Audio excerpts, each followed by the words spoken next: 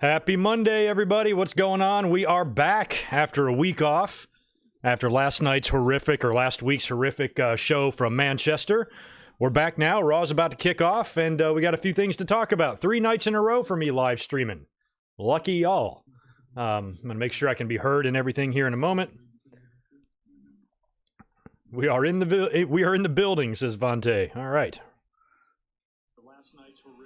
Yeah, all right, we good to go. All right, Raw is kicking off right now. Got everything pulled up. Now with the time change, it's dark already at 5 o'clock here, so I don't have that nice and natural sunlight coming in, so I had to use some lamps and shit, and it doesn't look very good, but we'll make do. Hopefully it won't be too bright in my face here and I look like an idiot. What's going on, guys? Vontae, Addicted Chip, Austin, How Wheezy, Sean Bliss, Bruce, Bubba, Chat Site, Momentum, Jet, Michael, Shadow Rocks, Ben, Sleeping Angels. What's up, everybody? We've got Andrade and Seth tonight, one-on-one. I guess if Andrade wins, he's the new captain of Team Raw, which is strange.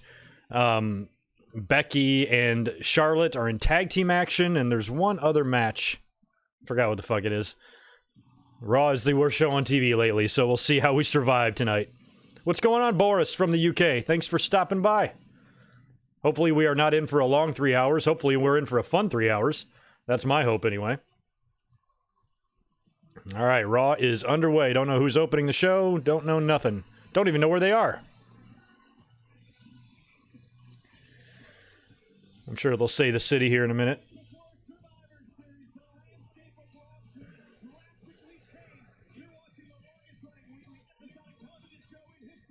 Oh, they're in Boston. Okay.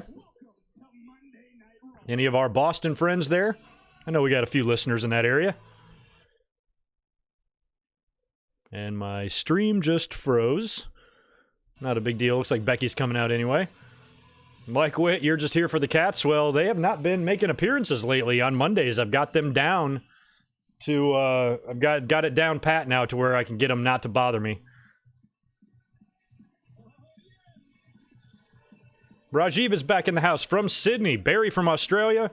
We got a shout out from the UK. We got cats from all over the world up in here. Very cool.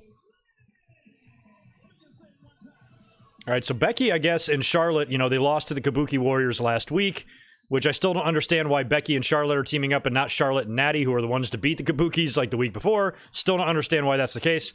And now I guess they're in tag team action again, which I guess is probably just going to be done to set up Survivor Series. And when I did the podcast on Saturday, I don't even know who's on the women's teams. Oh, they're going to show us right here. All right, perfect. Here we go. What are we looking at? Oh, no, this is Becky and Shayna and Bayley. All right, so Becky's involved in that, but the teams, the women's team for Survivor Series, I have no clue. I'm assuming it's going to be Charlotte and probably Sasha and some other people. Nikki Cross. Is Dio Madden still selling the beatdown? Where's he?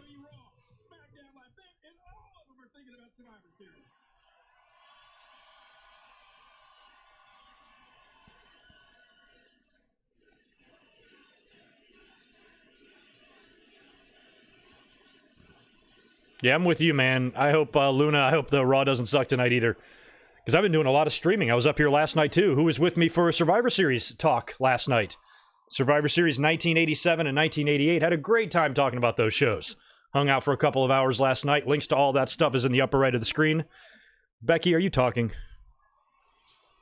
If you're in this building, come face me, champion to champion. Because you've both been running from one show to the other and back again, yelling about brand supremacy. Well, I'm here to tell you, I don't give a bollocks about your brand supremacy. A bollocks? Move the camera up a little bit. If you want to fight, there we go. let's fight. I'm right here. There we go. That's great. We can go. We don't even need to wait until Sunday. We can end this tonight. Tonight?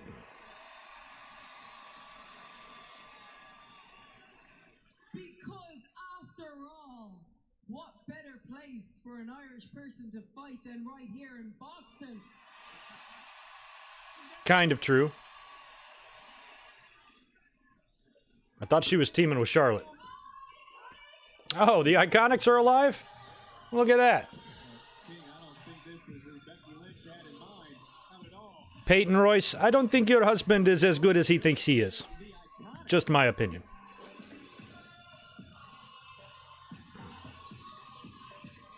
Thanks, Mick. You loved my teeth story? I hope that's not an insult. You don't love that it happened to me, right? You just loved the story? Oh, so gnarly. Still haunts me. Yeah, that would have been all right, Peyton. Joshua Aparicio, thank you very much, my friend, for the $2 super chat. Did you hear Bash at the Beach at AEW? No. No. Did they, like, is that going to be the name of the pay-per-view? Did WWE not, they don't own that? I had no idea about that. Haven't really taken a peek at wrestling news in the last 24 hours, so I don't know.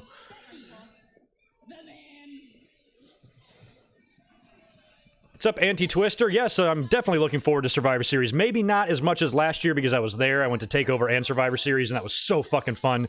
But this year, I think it has potential. Now I know that it's supposed to be me and Charlotte tagging tonight, tethered together forever for whatever reason. But Well, at least Becky knows it's weird too. Would be me taking on both of you right here, right now, because I said I want to fight that spot. Oh, Becky's just gonna beat the shit out of both the Iconics? Okay. That's actually fine with me. Oh, yeah, we knew Charlotte was coming. How Wheezy, what's up, man? Happy early birthday. Thanks for the super chat, dude. Your birthday is Friday. Nice. How old are you, like 22? Happy early birthday, man. I wish I was as young as you. All right, here comes Charlotte.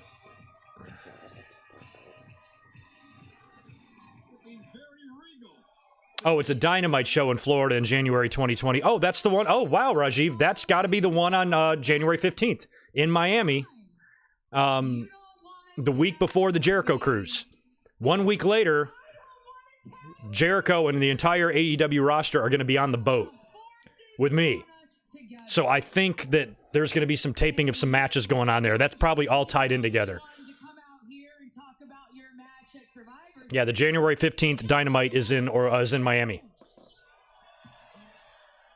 I'll be leading Team Raw against Team SmackDown against Team NXT in the first ever women's triple threat elimination match.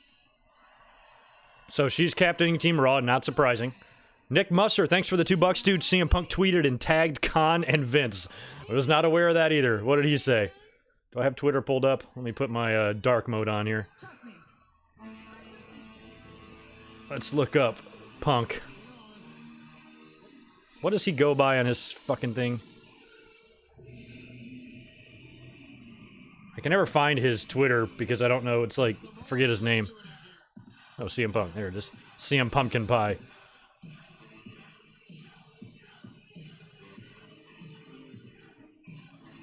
Oh, no, I actually saw him tweet that. I just didn't realize that he tagged all those people in it. Tony Khan, that's funny. He's just being CM Punk. Commercial.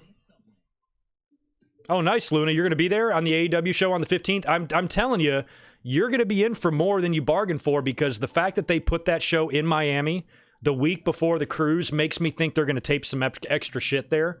So you might get more than you bargained for. You might get extra, extra events because they're going to have to run the January 22nd Dynamite. I'm really struggling to figure out how it's going to be a live show because when you look at the lineup on the cruise, it's all the talent. It's Moxley and Omega and Jericho and Sammy Guevara and Luchasaurus and, all the major names. So what the hell are you going to do on Dynamite if it's a live show and everybody's on the damn boat? And they're going to tape some matches there anyway, so I have a feeling, because I don't know logistically if you can even do a live show in the middle of the ocean, you might just have to do some taped stuff and maybe cut back, do some of the show on the boat, some of the show on the beach. I'm telling you, that January 22nd Dynamite is the one to look for, but if you're going on the 15th, you might get a double show or something. That's pretty good. We might luck out. Cross the finish line. Eventually. What? That you went someplace worth going. Or maybe you have opinions. But if it's on there, it has to mean something. So we make sure this means something. That we've done everything to make your shopping, test driving, and car buying experience the way it should be. Thought there was a tweet out, or there's a message I wanted to respond to, and I can't find it now. Oh, really, Nick? Khan replied with plane troubles in Saudi. That's funny. Yeah, if I was... Khan's probably not too happy. That was, I mean, to me, that would have been such an easy score for him to get Punk, but Punk really must have been changing his stance, because I thought it was a win-win for everybody involved there. Punk could go with them, and they'd pay him, and all would be right with the world, but never thought he'd head back in the other direction. Coffin dive off the ship. I'm trying to think if Darby is on the lineup or not. I don't know. I know that Luchasaurus, and I'm pretty sure Jungle Boy is, but Marco Stunt is not. A lot of podcasters. Brian Alvarez will be there. Conrad Thompson, Meltzer, myself. Solomonster is going to be on the boat. Booker T. A couple WWE talents like Booker T. Ric Flair is going to be there as well. Hall, Nash, and X-Pac. Really, Vicky Guerrero. A lot of awesome people on the boat. Chavo Guerrero, Eddie Guerrero's daughter. It's a good lineup. Oh, yeah, Dustin, you've looked that up. I've been trying to find any information. I haven't seen it. It says that the 22 episode will be filmed on the ship. Yeah, I mean, there's no way they can't. Everybody's there. Moxley.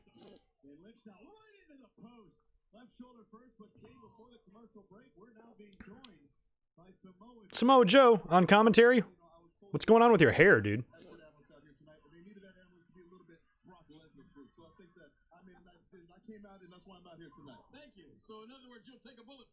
He says I'm Brock Lesnar proof. I don't know about that. Samoa Joe.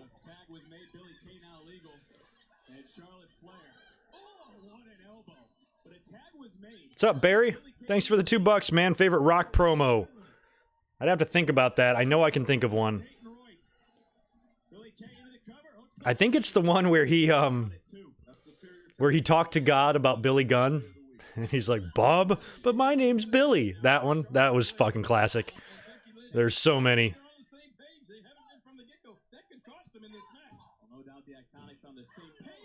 Did you fart? He farted. Who farted? Me? Or Joe? They said they should have been a part of Team Raw on the 5-on-5 women's match. Well, you know, I can't really disagree with How does one not make the 5-on-5? How shitty do you have to be? Who's on the Raw team? Do y'all hit me with it in the comments? Who's it going to be? It's going to be Charlotte and Dana and Carmella. Who other fuck else is on Raw? And whoever else is on Raw. Them. Ugh. Yeah, Billy Kay, your voice is not annoying at all. Nope. Yeah, the Rock concerts were good. The one where he shit on, like, the Sacramento Kings crowd, and then when he did Eric Clapton, the song to Vicky Guerrero, was pretty classic, too.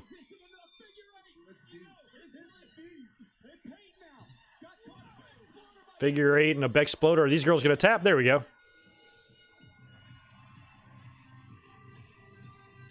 Yeah, Michael, you're right. That was when I think he first said, it doesn't matter. That was the first time.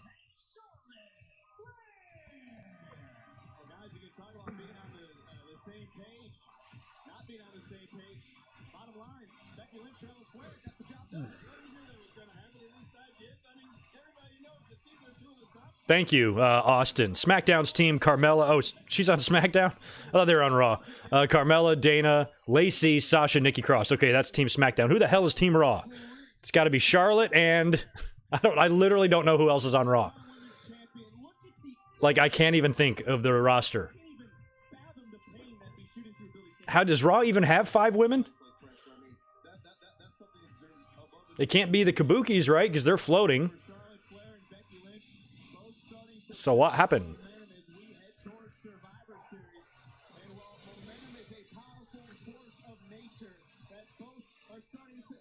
Oh, there we go. There's Jessamine and Shafir.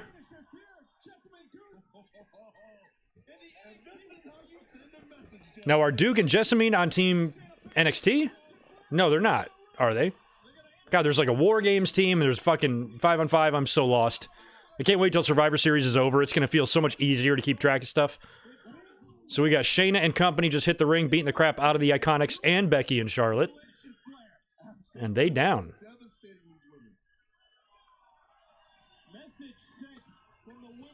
Message sent. I'm a big Baszler fan. Rhea's going to take that belt off of her, I'm telling you. Baszler's team's going to win War Games, and then Baszler will lose Survivor Series. And then they'll set up maybe the Royal Rumble takeover, and Rhea will win the belt or something. Or do it on TV. Pop a huge rating, potentially have a chance to beat AEW. All right, they're coming back after him.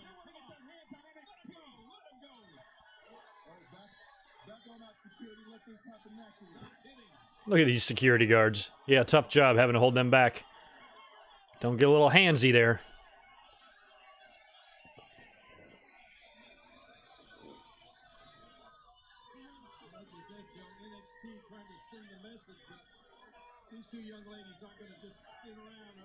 Yeah, what is our audience in here? About 140 peoples.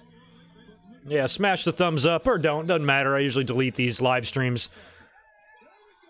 Because another reason, or another thing I was noticing too in a couple of my live streams is that sometimes a commercial, like a song in a commercial, when I'm talking, will get picked up and, you know, copyright claim or whatever. So I try to delete these just to avoid any problems. Is Stella better in a glass or a bottle? Both. I can drink a draft. I always just have bottles in the fridge, and I have glasses in the freezer. I just don't ever use them.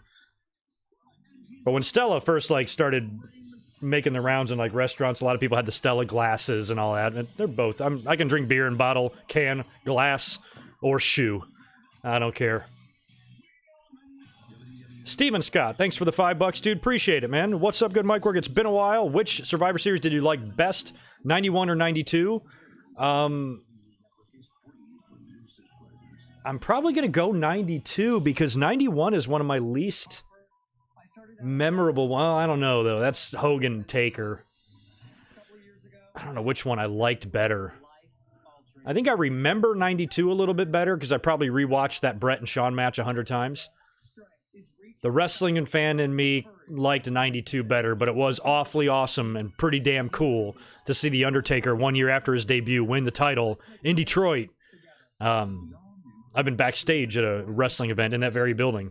It's probably a tie, man, because 92 was a mess. It was supposed to be Warrior. He was replaced by Perfect. There was a lot of scrambling going on, right in the middle of a transition period, so you would think I should say 91 I like better, but I'm still going 92. I just really enjoyed that Brett and Shawn match, and it was really cool to see Mr. Perfect back. So, sell on 92. Or sell on 91, excuse me. Buy on 92. It's new and it's a pretty big deal. See you, Dennis. Tell me what happened to my grandfather. Critics are raving Knives Out is one of the year's absolute best films. Oh, well, I'll say hi to our It's an ingeniously creative murder mystery. resident moron, Chris Reynolds. What's your problem, dumbass? Are you the one asked a minute ago, is Charlotte's bust real? She keeps us No, totally natural. introducing Have you ever seen a woman before? because every your love keeps me centered begins with K. Chris Reynolds, you are deleted from life. The holidays are easier when you can do this. Post this. Yeah, and plus, 91 was also, it was one of those double pay-per-view things where they left you with a cliffhanger and then tried to hit you up for another $20 or whatever it was on Tuesday after Survivor Series because they were still doing it on Thanksgiving night, I think, in 91. And then that would have been a Thursday, and then on Tuesday they did the rematch. Very strange time.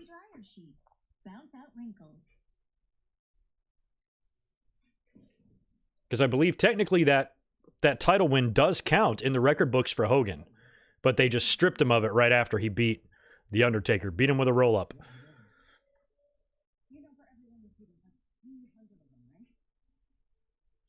Oh, thank you for that,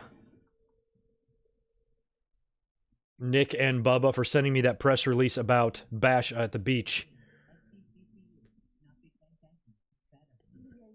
Okay, here we go. AEW's Bash at the Beach events will deliver 9 unforgettable days of wrestling and much more from the hottest company in business today, said Chris Jericho. Thousands of friends of Jericho aboard the sold-out Rockin' Wrestling Rager at Sea, I will be there, will have the experience of their lives, and now millions more will be able to watch AEW Dynamite along with us as we break out the bubbly together from Miami to the Bahamas. Fucking sweet. So they just announced this today, finally. Tickets for the January 15th Bash go on sale on the 22nd, and blah, blah, blah, blah, blah. All right, cool. So that doesn't give us all the details. Let me go back and read this paragraph too. The adventure begins on Wednesday, January 15th, when Dynamite takes over the University of Miami for Bash at the Beach themed episode, and continues and the Rocking Wrestling Rager at Sea, sailing round trip from Miami to Nassau from January 20th to 24th. Cool. So high-octane bouts with the biggest names from AEW will be filmed from Jericho's sold-out Norwegian Pearl ship, including the January 22nd episode of Dynamite on TNT. Nice. See, I knew it. That is fabulous. Cool. Thank you for tagging me in that, or showing me that on Twitter. So yeah, that confirms it, which I already knew. There was no way that they were going to be able to not do anything on the boat, you know?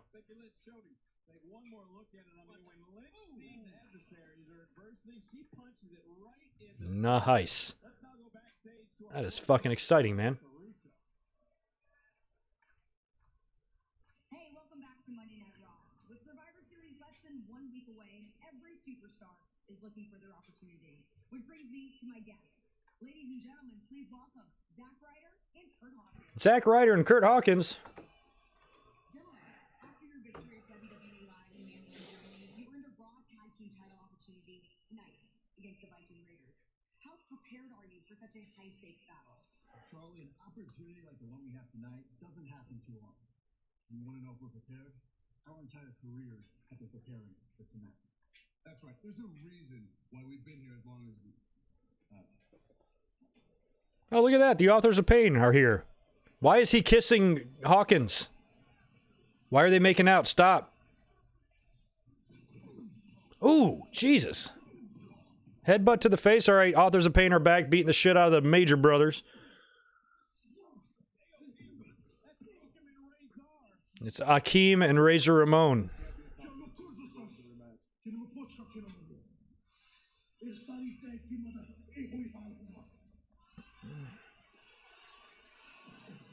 Where's Paul Ellering? I believe the translation is stay down. Stay down.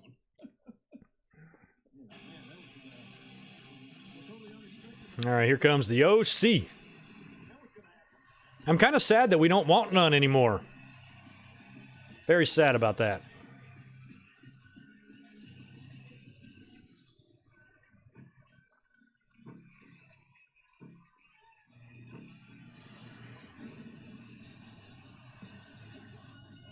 The following contest is scheduled for one fall.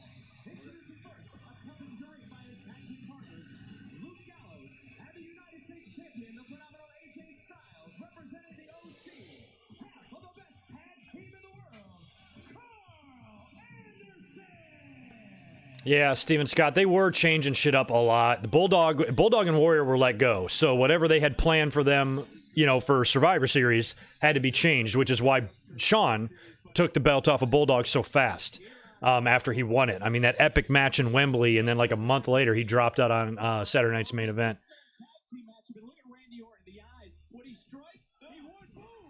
And then Flair and Savage. By that point, though, I don't think we would have gotten the rubber match because they were moving away from Flair. I think when he won the belt, they wanted to pass it to Brett. So well, I guess you could have done just the two of them with no belt on the line.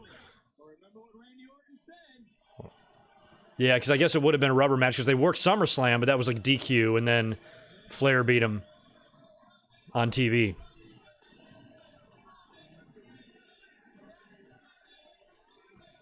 I don't think anybody's going to forget that. Is this going to be some tag with Ricochet and Randy against the OCs? Say one thing for the record. Just one thing? So all of you idiots can understand it. Wait a minute. We're not all idiots.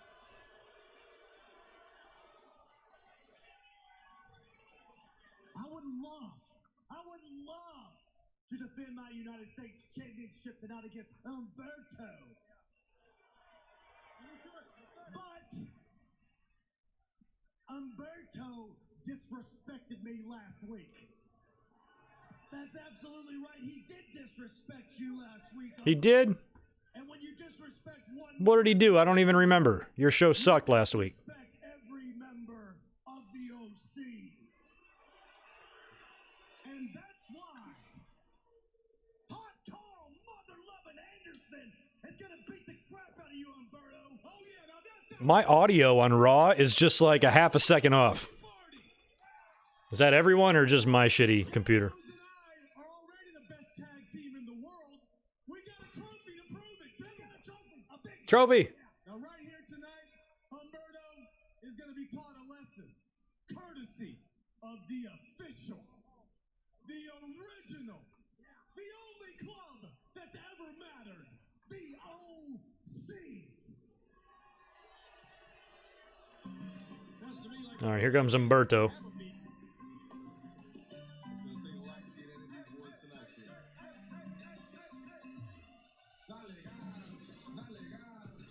I'm telling you, man, I hope WWE doesn't turn him into some stupid name like they did with Gable, like, and they try to capitalize on his dimples, like call him, you know, Dimple Danny or some shit. Dimple Danny. In action later on tonight. Yeah, Dimple Danny and Shorty G form a tag team.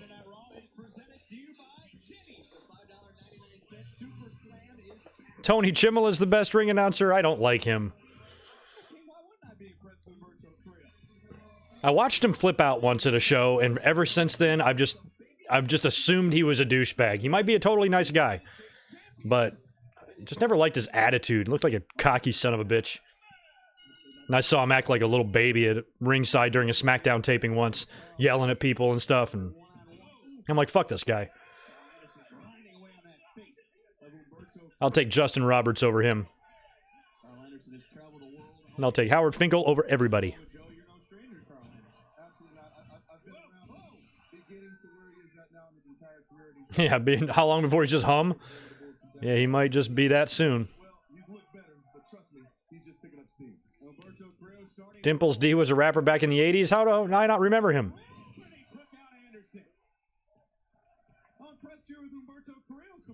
I mean, unparalleled athleticism. I mean, when you talk about the hot new superstars in WWE, And I told you guys know where dimples come from, right? It's when your mom is pregnant with you, and then somebody has sex with her, and the penis dents the baby's face. It hits the baby's face and dents the cheeks in, and that's how you get dimples. It's science. It's medical facts. You can look it up. I'm just here to educate. Who is this again? Oh yeah, Street Profits.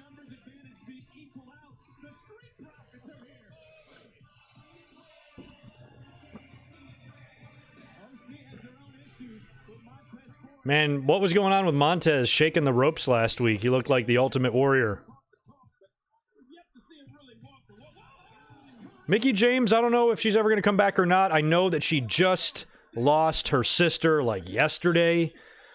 She tweeted a picture and it was tough to look at, but just a picture of her holding her sister's hand, and her sister's hand, it didn't even look like a human hand.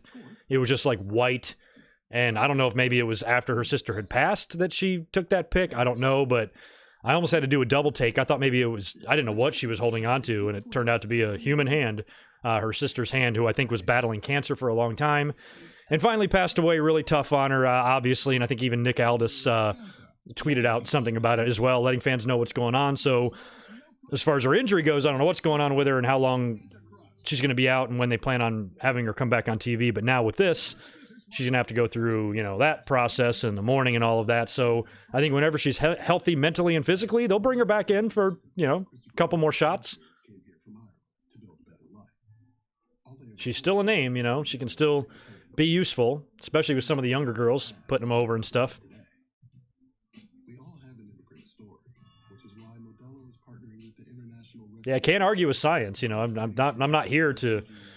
I'm just here to state facts, and you know that's where dimples come from. Glad you learned it here. Red Lobster's weekday win menu has something new. Introducing Pick 2 Tuesday, and enjoy a different deal every weekday, like Endless Shrimp Monday, 4-course feast Wednesday, and more. Just $15 till 6 p.m. It's 5 days, 5 deals, $15. 02 was the best Survivor Series. I liked 02. A lot of people do like it. But, like, I think back to it, there's a lot of things on the show that I didn't like.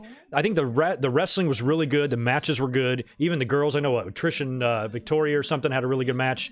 But I didn't like Brock losing the belt.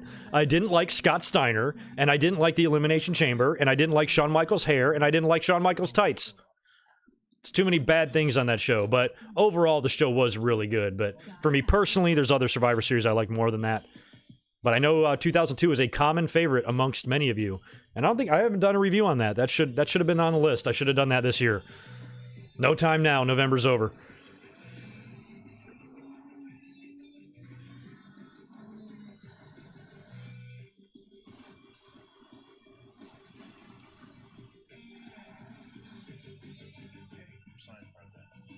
Thanks, Dad. Where the hell is my phone? You guys mentioned the football game. I do have some fantasy implications. I'm probably going to lose, but I am currently up by, not good. I'm up by 13 points, and he's got Sammy Watkins and Travis Kelce going right now. So these two guys combined cannot get more than 13 points. So yeah, I'm fucked. Yeah, I'm gonna lose, and I got 50 points sitting on my bench. It was just all a matter of not starting the right people this week. So by some act of nature, or Your husband took out a purge contract on Marcus. anybody looking over me, maybe I'll win this week, but I don't. It's going to take divine intervention for me to pull off the W. But I'm 7-3. I'm in first place. I can afford a loss. I'm in the playoffs.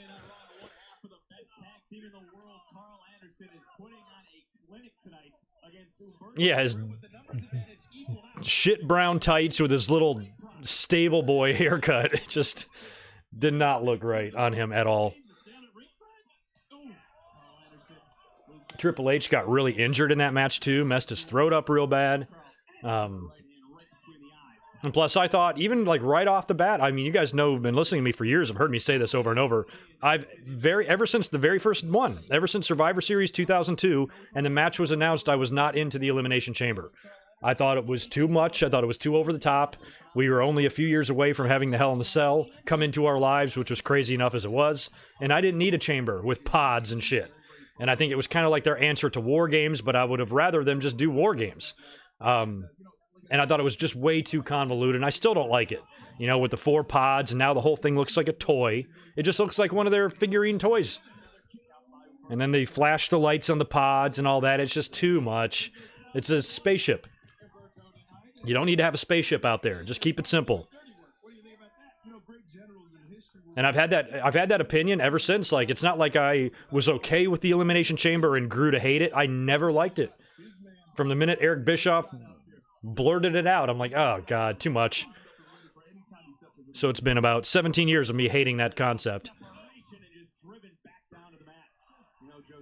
And I've changed my opinion about lots of things over the years. You know, when I think about it more and then time goes on and, you know, you have different opinions and you change your views on a couple of things. I have never faltered from my opinion of the Elimination Chamber. I absolutely hate it. I hate it more now than I ever have. Hate the match. It's unnecessary.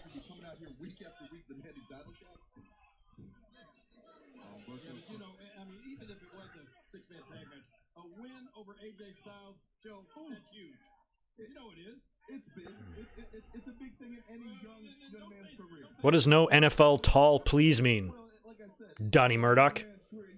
You mean talk? Let me explain something to you. Headless avatar, faceless person. I will talk about anything I want. If I want to talk about raccoons fucking, I will. And you can't stop me.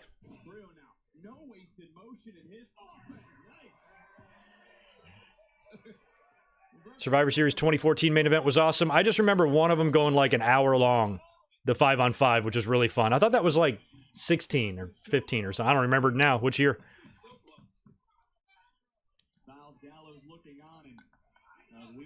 Me too. I miss Vince opening, you know, and announcing the teams. Because he would put it over in his Vince McMahon way. Wheels are turning in Carl Anderson's head right now. Ah, see? Oh, maybe they're not turning that fast. Open hand slap, Crew to the top rope, looking to fly, high cross, body connected into the cover, to put Anderson away, and another. Ooh, that was a really close near fall. Can't believe it. Neither can Humberto. Well, the OC said they would teach Humberto Carrillo a lesson tonight. Right now, it's the other way around. Carrillo in. Watch out. Oh, got caught spine buster. Anderson off the spine buster. Cover, Carrillo kicks out. You can see that coming. Wonder if they'll ever try to like split up Anderson and Gallows. Okay, he's gonna take this guy to the schoolyard, beat him up, take him behind the school, beat him up. Oh, John Cena returning tonight since it's in Boston? No. I don't think John Cena, even though he's from there, and it's not like he's living there. He's busy. He's probably out here in LA or something. I think there would be a better chance of him showing up at an arena that is close to where he is than where he's from. Are you all ready? I call these things. Coach up Carrillo. Carrillo. Boom into the steel post. Anderson's rocked. Can Carrillo capitalize? Takes flight again. Oh, did he come off? I don't know if he came off that rope very well. We talked about when Carrillo gets rolling. Hey, Carrillo now. Okay, Carrillo could be set up Carl Anderson, maybe for that top rope moonsault. I don't know, but I mean, Carrillo. But here it comes. Everybody else is playing chess. The OC's playing chess. Come on. Wait a minute. Oh, look at there. Oh, he's going to pick up the win here.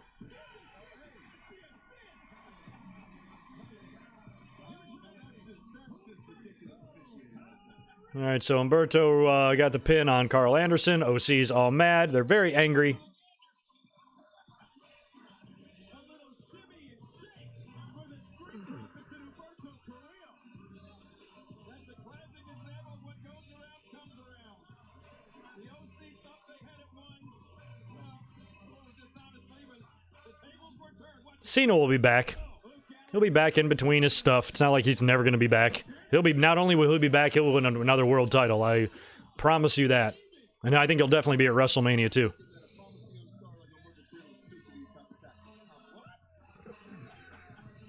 a victory for Humberto Carrillo. Oh man, Humberto, your coffee's boiling hot right now. Steve Blackman returned. The lethal weapon. He should come out of the ring and get on the mic and say, "I'm too old for this shit." Momentum with that victory, and Get it? another superstar See what I did there? gained some momentum of his own. Ladies and gentlemen, he is the architect, Seth Rollins. Seth, you've experienced Architect in the house. ups and downs over the course of these past few months. So what compelled you to accept Andrade's offer and put your Survivor Series spot on the line tonight in a match against Andrade? Well, Chuck, what alternative did I have, really? I mean, what was I going to do? Not accept Andrade's challenge? What kind of leader would that make me? Look, I have been here for 7 years. 7 years to the day. Not once. That's right. The Shield debuted 7 years ago today. With Andrade, I'm certainly not Came out and helped CM Punk win. And I'm pretty sure that victory for Punk ensured that he would hold the title for a year. I mean, they got a football team Or 365, and he would go on to hold it for a lot longer than that, but so long that half the world wants to see him fall. Sound familiar? My point is this. I am a leader, and I lead by example. I admire Andrade, I really do. He is one of the most talented people in this industry. I respect everything he has done in this business here and in Mexico. But it's not Monday Night Andrade. Not yet. It's Monday Night Rollins. And I'm going to prove that. how many times have these guys worked on Raw? I know they've had to have had a match or two, right? Rollins and Andrade? This match should be good. Well, Seth, thank you so much. And ladies and gentlemen, here on Monday Night Raw, we have some big breaking news coming up that really you need to see to believe. Breaking news. What are you talking about? Look at us. We're here, baby. I'm excited to walk the red carpet, showing off my girlfriend to the world. I just feel like I'm in my element this year. So what you're saying is we're coming back for maybe. Yeah, I think if Seth Rollins does turn heel, he should do it at Survivor Series. Do it like switch brands or something. They're probably gonna keep him on Raw, but it would be so cool if he like helped NXT win or something like that. No one outpieces the hub. Pulled like an Austin at Invasion. Managers might seem the same, but some give their clients cookie cutter portfolios. Fisher Investments tailors portfolios to your goals and needs. Oh, thanks. Glad you checked out the 87 and 88 review yesterday. Yeah, those are fun. Some advisors have happy to earn commissions whether you do well or not. Fisher Investments fees are structured so we do better when you do better. Maybe that's why most of our clients come from other money managers. It's our audience in here. Yeah, really low audience, man. I'm telling you, YouTube's been been funny lately, and then we've got that new terms of service, which after reading about, a lot of people were freaking out about it because there was some big lawsuit involving the Child Protection Act and everything. So I had to go in and say that my shit is not geared towards kids and whatever. So you had to do that. But the new terms of service, the way it's worded and all of that kind of made some creators a little bit worried that YouTube could just delete their channel. And after kind of reading up on it and really looking at it, it's probably going to be business as usual on YouTube. It's not going to affect us in that way. I think there's going to be a big clean out of dead channels and shit like that. And just people that, haven't logged in 4 years or whatever, things like that. But I don't think it's really going to have any sort of an impact on me as far as creating goes. However, you can definitely tell something is new with the algorithm because my subscribers and the view counts I've been getting, were fine, and then they went way down, and then they were back to being fine again, and now they're down again. Look at here, 137 people in the chat. We've had 500 plus in here before for Monday Night Raws. So things are way down. My podcasts have not been performing well. So I'm kind of hoping it's just one of those hills and valleys, and then, we'll go back to normal. The last 30 days, I've only had about 200 new subscribers on the channel, which a lot of times it's anywhere from 500 to 1,000. It's just not been very good growth in the last couple of months. Everything has stalled again. And this all started back in 2016, right around this time, about 3 years ago, when the adpocalypse hit and the algorithms and all that shit was fucked up. And it affected a lot of creators. And it, really slowed down our growth. And all of a sudden, I thought I was going to be on the verge of 50,000 subs in the next 18 months. And subs have just stalled. So the live streams still bring a few in. Hopefully there's some new faces in here that have subbed, but not like they used to. I used to get about 100 subs per live stream, 100, sometimes 200 new subscribers just for doing one of these Raw reviews. Now I get dick. So I don't know what is going on. I just try to keep just doing what I'm doing and just hoping that things get better and worse. And I've been watching them, peak and then go down, peak and go down. So hopefully in the beginning of the year, we'll start to grow again. Because I think that's the way it was last year. November and December really sucked, and then going into WrestleMania season, it was everything was flourishing. So we'll see. Yeah, C-Mac, you didn't even get a notification that I was going live. So I might start putting up, maybe the link. You can post comments, and creators can post things in YouTube as well. So, and I didn't put a link up on Twitter either, which I normally do.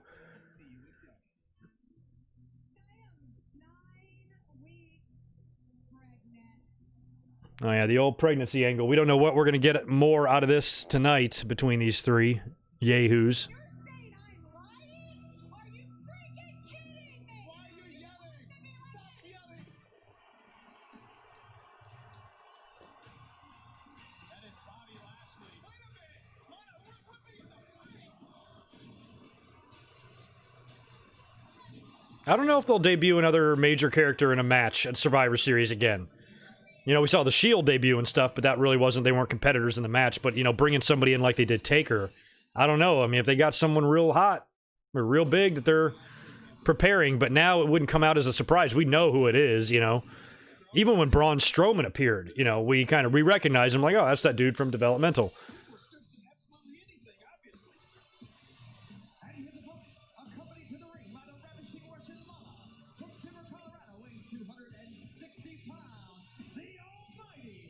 Bob Lashley. Samoa Joe joining us on commentary. I'd love to know your thoughts on Bobby Lashley. Quite simply, one of the worst things that can happen. This is weird that we have Samoa Joe on commentary randomly tonight. When it's a guy like Bobby Lashley. And like Rusev, I understand he's very, very heartbroken, and he's got to start asking himself whether the prize is worth the pain. Yeah, that is weird, Chad, how how Seth Rollins' catchphrase is burn it down, but his nickname is the Architect. Doesn't that defeat the purpose? If you build something and then burn it down, what the fuck do you build it for? I don't know. That is kind of weird. It's like it cancels each other out, so he shouldn't have a nickname at all. Blonde streak Rollins is the only good Rollins. I don't know. I'm not that hard on Rollins. I'm not nearly as hard on him as everybody else. Put yourself in Seth's shoes. I mean, he's not like us, you know, who has a small amount of followers. He's got hundreds of thousands of dumbasses giving him shit. You know, it's he's not just good at ignoring it, you know. Oh, okay. Yay. Rusev Day. And Rusev is very much defending the angle in WWE right now, which I know he's trolling. People are falling for it. Oh, I can't believe what he said. I'm like, he's messing with you.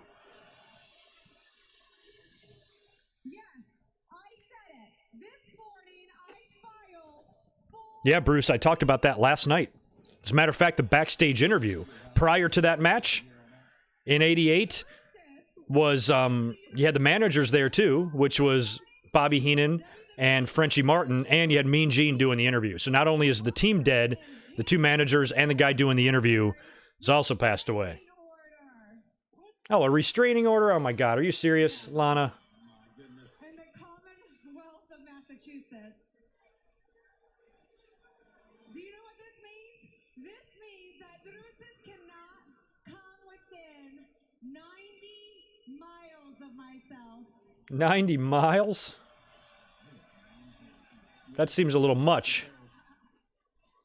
I love when he corrects me. 90 days, I mean 90 feet. 90 days. Does Lana know what the fuck she's saying? 90 miles, 90 days, 90 feet.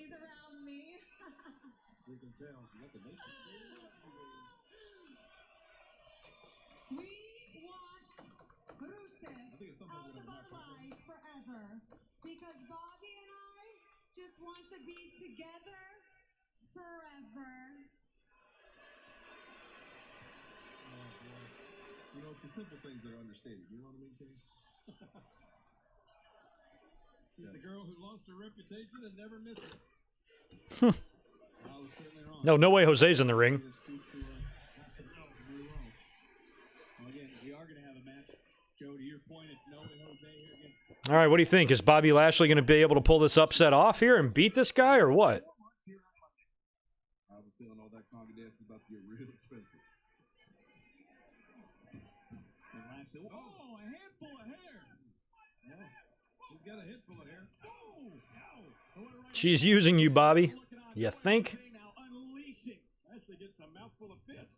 Small little flurry so far. No way, Jose. He's going to have to stick and move. Wait a minute. God, no way Jose is annoying. Another right hand. And no way Jose now. Might be a little bit. Yeah, Austin, keep this storyline 90 miles away from TV. I think he's just warming up. You know, Bobby's getting a feel for his guy. This is where it begins. He just picked him up and dropped him. Oh! And that strength of Bobby Lashley just bulldozing No Way Jose. Well, Bobby Lashley better watch out. I mean, you know, No Way Jose blew Lana a kick. Oh! One arm Lashley just picked up a 260-pound man. Rusev told me that he took Lana to an Italian restaurant and asked her what she wanted. She said the waiter. Well, Shut up, Lawler. Bobby Lashley trying to lock in a full Nelson on No Way Jose. He's got it in deep, too. He's got it in real deep, right behind that neck. Look at Lashley. Pushing on that spine, that head going forward. I think he's out. I think he's out. King, you're right. Gentlemen, that is the worst place to be tonight, Raw. Here is your winner, Bobby Lashley. King, did you see that sickening smile on the face of Lana? Well, she's proud of her man. You know, what's the young happy couple we have? Justin, I mean, this up, they're celebrating. Oh, hang on. Oh, boy. Oh, they really celebrate. They're playing top. Let's not. do that, you guys.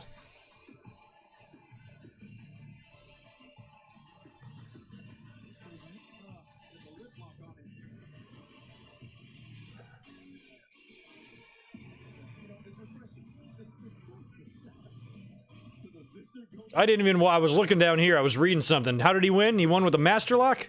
Stupid.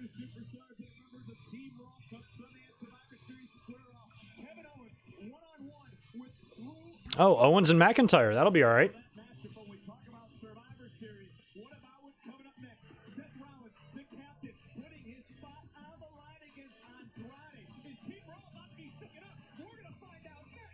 All right, Seth and Andrade are going to start the top of the second hour here. Well, I'm glad. Hopefully that's the end of the angle this week. We're not going to have any more Rusev and Lashley shit. That was painless. Lana came out there, said a couple of dumb things on the mic, and botched. He beat No Way Jose in about 5 seconds, and that was it. Good. We're done for the night. History Fitness Guy, what's up? The Villain, yes, I am a fan of Darby Allin. Auntie Twister just threw up her dinner. Dang. WWE Network, this Saturday, 7 Eastern, 4 Pacific. As always, WWE Network is free for new subscribers. The holidays with McCafe. They're kind of like... Damn, it's the holidays. It's almost about time to start watching some Home Alones and Elfs. And Christmas Vacation and With donut sticks and chocolate dipping sauce from McCafe. Die Hard.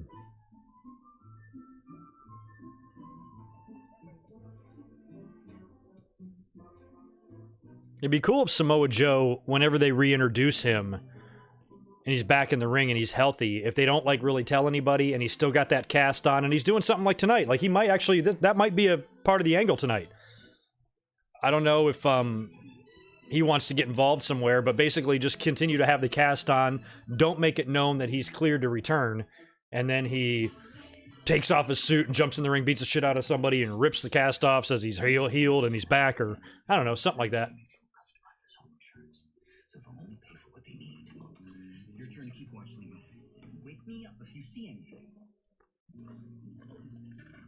Do I like Christmas?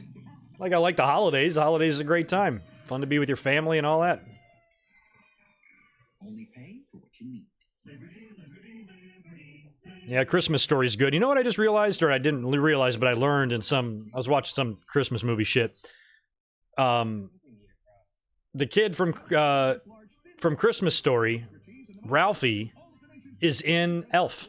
He's like in the beginning of he's like one of the North Pole people. Just thought that was kind of a fun fact. Michael Cuomo, thank you, dude, for the $5 there. Appreciate it. Brett's brother Dean, who passed away back in 1990, ever wrestle a match? I don't think so.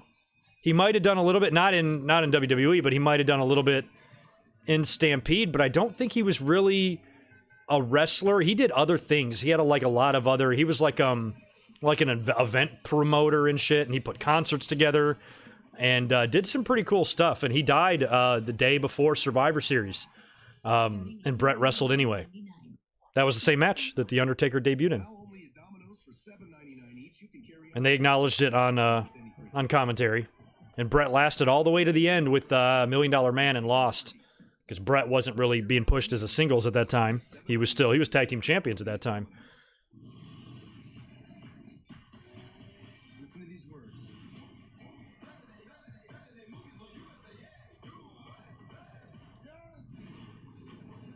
Whatever this unit is, I want it. Hell yeah! Hell yeah! Welcome to the big league. Bunch of jackasses. What the?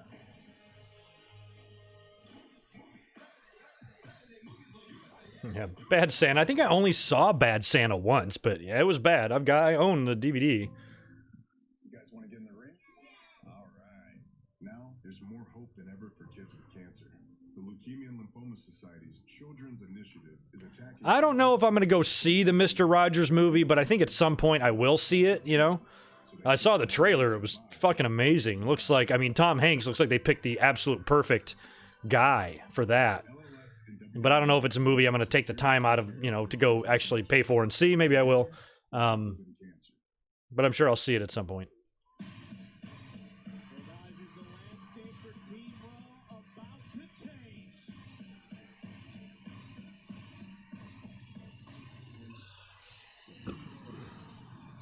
All right, here comes Seth.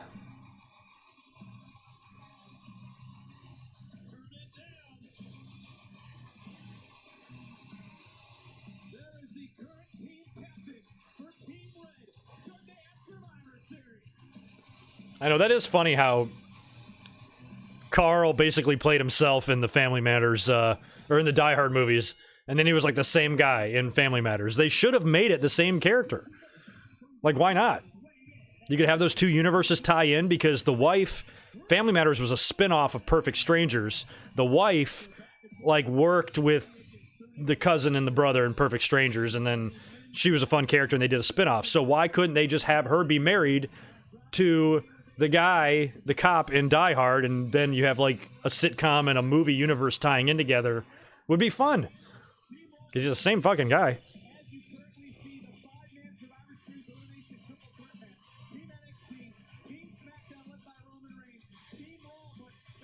Oh, C-Mac, oh, I'm sorry. There must have been confusion. Tom Hanks, we're talking about the Mr. Rogers movie. Yeah, Billy Bob was Bad Santa, but Tom Hanks was in Mr. Rogers. Or is in Mr. Rogers. The team would be better. Let's face it, Seth Rollins, he's been super distracted with all these little issues lately. But a guy like Andrade, a guy who's focused, a guy who's All right, here comes Andrade into Zelina. come out here tonight and secure his spot in Survivor Series.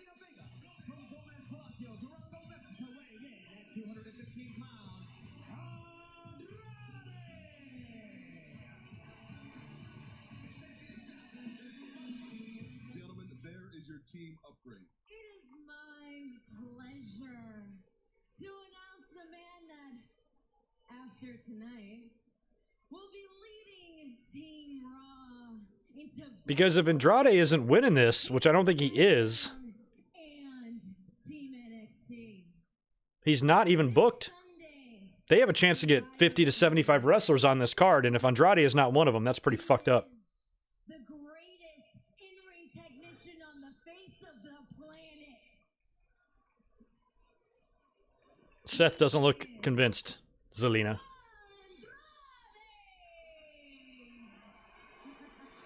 Joe, I would have to disagree with you, except for the fact that Zelina is in Andrade's corner, and we've seen her in action. We know her work. I don't know the chances of Liv being introduced at Survivor Series by The Fiend. Maybe she'd be a way to help him defeat Daniel Bryan, but maybe.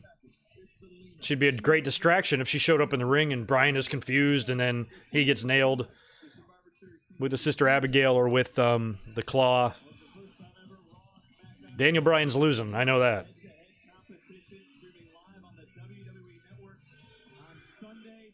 And I think if you ask the WWE Universe show, WWE Universe would much rather see Seth Rollins captain Team Raw. Well, I don't know what the WWE Universe's opinion. Yeah, they gave Mustafa Ali his name, but why don't they give Cien Almas his name back too? Fucking dumbasses in this country. You're right, Marcus. I'm with you. Leader is to be strong. Strong in the ring. Strong. And we got two Marcuses in here. Marcus Metcalf, I'm kind of in agreement with you too. I think that's what Seth Rollins is. I sort of joined it in progress. Who started the war of words on social media this week? Was it Andrade? Well, of course it was Andrade and Zelina Vega. And, you know, Joe, you've been a part of Survivor Series. How hard is it to team with rivals? Incredibly tough. In fact, my last foray into Survivor Right, Big J, right? Bruce Willis meets Urkel. this is the problem with Or John McClane meets Urkel. That would have been great. they're not going to work together for the common cause. And I think someone like Andrade could live I mean, John McClane, to make this team come together. he had trouble Trying to hold down dealing with that like limo driver. Imagine what Urkel would do to him. cohesion and trying to work together. Guys, He'd probably drive him out of his fucking mind. Probably wish he would have died in Nakatomi Plaza and have to deal with him. know yet who all is going to be on Team NXT, but certainly on Team SmackDown. These guys aren't all bosom buddies. Oh, Rollins in a hell, like nice counter and a counter for a counter and a stalemate. Will Andrade be the new leader for Team Raw, or will it still be Seth Rollins? Oh, Evan, I don't know. Anyone think we're getting to the Fiend versus Roman Reigns at WrestleMania? That could be likely. You got to think about it now. It's been Social media? I mean, they're not together. over a year since Roman relinquished the title, right? He's been back for a while. They haven't given him any title rematches. At some point, it would be cool to get The Rock in, too. Get a Rock and Roman Reigns match done. long shot, but that would be cool to they could pull that off. Starting to give up hope on Rock. It's 2019 now. It's been 6 years since he wrestled that match against John Cena when I thought he would be back for a match the next year, or even the year after that, or even the year after that when they teased the Ronda Rousey thing at WrestleMania 20 or 31. But we got nothing. Competing in war games 24 hours before. They're going to be 100%. Well, I just think that that's an advantage for Team NXT. You know, NXT, you don't know who you're going to prepare for. And NXT is the big wild card in all of this. But you just said it right there. They're going to be beat up. They're going to give their all the night before. Will they be physically capable to compete the very next night? Seth Rollins. One of your best friends from high school is distant cousins with Marcus Bagwell. I remember I was a girl that worked for me back in North Carolina. She was cousins with Evan Courageous. They were like first cousins. She knew him real well. And I was a big wrestling fan back then. And she was like, do you like wrestling? My cousin's on TV. His name's Evan Courageous. And I'm like, holy shit, I know who he is. Like 3 count. Are professionals. Every single one of these guys, once they get in that ring at Survivor Series, they're representing. Yeah, I know The Rock beat Rowan at Mania 32, but we don't count that. That was just for fun. I mean, like a match. I know in the record books that's a match, but it doesn't count. Doesn't count in GoodMicWork's book. For a guy like Seth Rollins, do you think this is the big rah-rah leader? They're going to give it for Raw. Our guys are going to give it for Raw. What brings you back? You think SmackDown's going to give it for Roman Reigns? Listen, once again, I'm not worried about the SmackDown team. I'm worried about the best possible Raw team making a showing. Oh, look at this. Look at this. All right, now, Seth Rollins could have just baited Andrade. As now the Oh, wow. Andrade almost went all the way out of the ring. Rollins with back-to-back arm drags and quickly takes control of this matchup again. Look at Zelina. Not happy now. Talk about Zelina Vega being the X factor for Andrade since getting drafted over to Monday Night Raw. Yeah, Rock got hurt in that match with Cena too, which I think also affected his ability to come back, and it just sucks. I just thought for sure we'd get him again. At least one more time. And I think we still might. It's just, I kind of felt like he was already past his physical ability back then, and now we're talking 6 years later. You know, now Rock's not in his early 40s, he's in his late 40s. You know, I mean, Jericho's doing it, and Rock's in a hell of a lot better shape than him. But still. You know, what you call interference, I call creative encouragement. She's just sitting there, she's out there taking care of her man, making sure he gets the best shape. And you know what, these officials that we have, I mean, it's a necessity. When we go to commercial, I got to refresh my stream because my audio is now about 2 seconds off. Both superstars looking for quick victories here tonight. There's a lot at stake. Let's remember Seth Rollins' position as team captain and the leader of Team Raw. Oh, heading into Survivor Series. So much on the line for Seth Rollins. Yeah, Rock would have to be like a young opponent. Like, imagine like The Rock and, I don't know, like Velveteen Dream or something. That would be fun.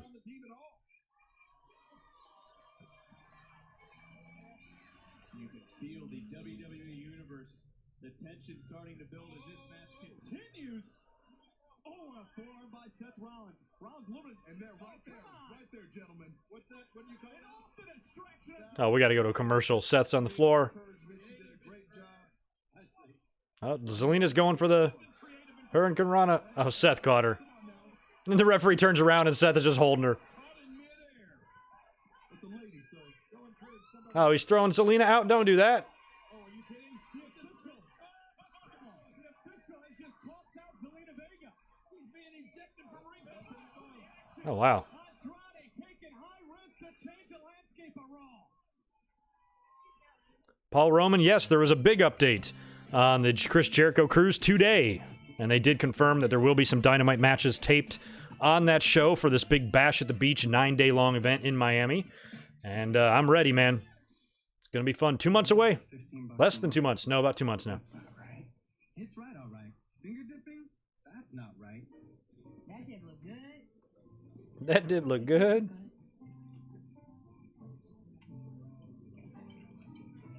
You gotta try this. That's so good. That's not right. Neither is the way you get wireless.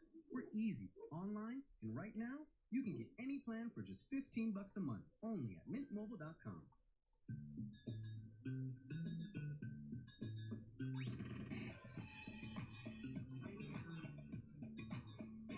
Introducing the Marilyn Monroe collection of fine jewelry, exclusively at sales. Diamonds are girls. WWE 2K20, well, is a glitch fest. Well, so is their Facebook page, apparently. That was hilarious.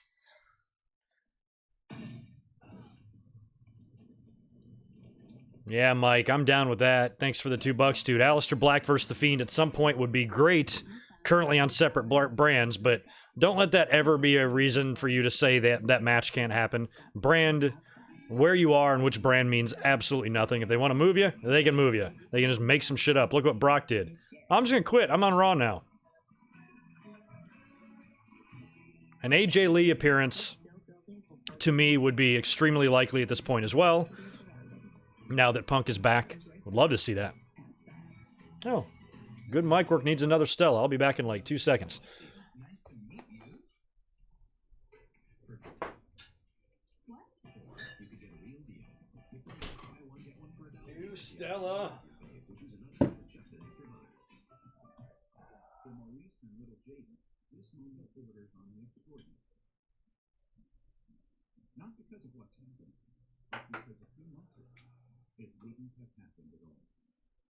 After years of being in denial, he decided to get help for his depression. It didn't take a miracle to get his life back. All right. But if you ask Maurice, he's lived. We are back. If you Oh, shoot. Well, we're almost back. 1 second.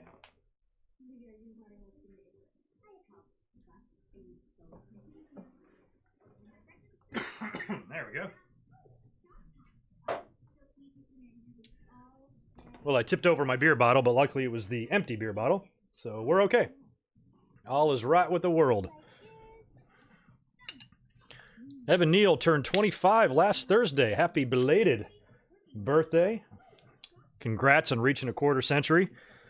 It's all downhill from here. It's actually probably already been downhill. I think it's downhill after age 10. Things pretty much suck.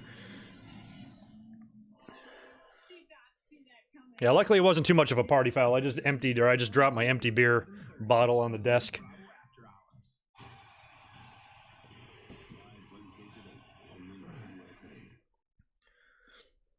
JD Squad, I love the 2K Facebook thing. I talked a lot about that on Saturday in the podcast as well. I don't think Jimmy Havoc is underrated. I didn't really like the story that I heard about him in that restaurant, drunk in front of his boss and getting his ass kicked by Excalibur. He reminds me of, he looks like I don't know, something about his hair or something. He reminds me of the dad in Back to the Future. I mean, I know he's a pretty gnarly, hardcore wrestler, and he does some pretty crazy things, and he's entertained me in the matches he's had. But if you can't hold your shit together in front of your boss, I don't have a whole lot of respect for you. You shouldn't be showing your ass in front of your billionaire boss. Very dumb. And then getting your ass kicked at the same time. So, fuck that guy. I don't care if he gets pushed, gets fired. I don't care. He's lost me.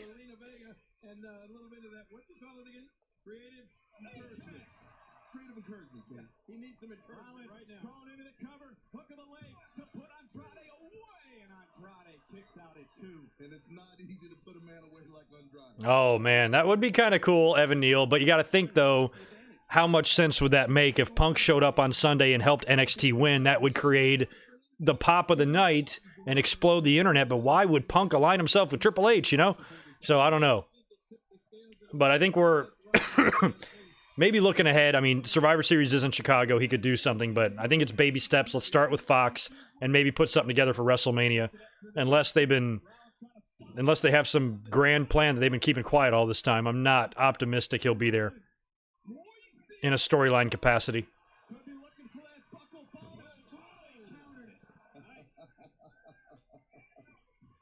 And this is when the lights go out, boys. Andrade could be closing in. Do we have a new team captain for Raw? Seth Rollins kicks out. What a near fall for Andrade. Keep your eye on the prize there, Andrade. Don't let Seth Rollins get up. See, now this is where he goes work. See? Now he's feeling it. Boom! What impact from Andrade, and Andrade so close to becoming the new team captain, but Andrade could be looking for that hammerlock DDT. Rollins trying to fight out. He blocked it. Rollins comes right back, shoulders are down. Only a one. Look at the strength. The strength of Seth Rollins delivering the buckle. Kick connects. Good night. Rollins falls into the cover. No, everybody does not need to chill out on Punk. He's back on a WWE-related program. He's tweeting today, tagging Vince McMahon and shit, and talking about how he's trying to catch up on the last 5 years of wrestling. This is a very big deal. You know, the most chanted name that we've heard ever since he's left is actually back in, sort of under the, maybe not under the umbrella of the company, but he's under the awning. He's in the front yard. So it's not something you should dismiss at all.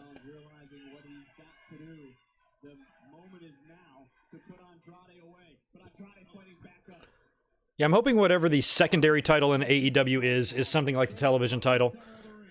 If they want to have a lot of, like, WCW type of throwbacks.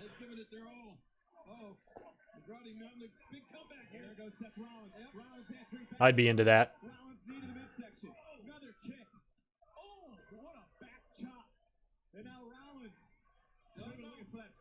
Burn the jalapeno. I don't know. If you char a jalapeno, that adds a lot of flavor. You can put that stuff in food and salsas and burritos and stuff. Delicious. I miss my gas stove, like my gas burner, because I used to do red peppers on the gas burner.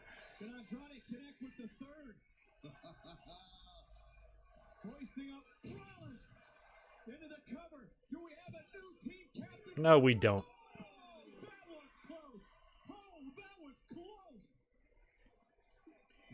Frustration sets in on the face of Andrade. I think he thinks right now, I just gave it my best. He's stealing yard gnomes. Oh my god, 'tis the season. It's almost here. It's time to start driving around the neighborhoods and making all of the decorative reindeer hump. I used to do that shit all the time as a kid. So mature. And sometimes that shit would stay there for days and the owners wouldn't know. But they got a reindeer up on the other one's ass.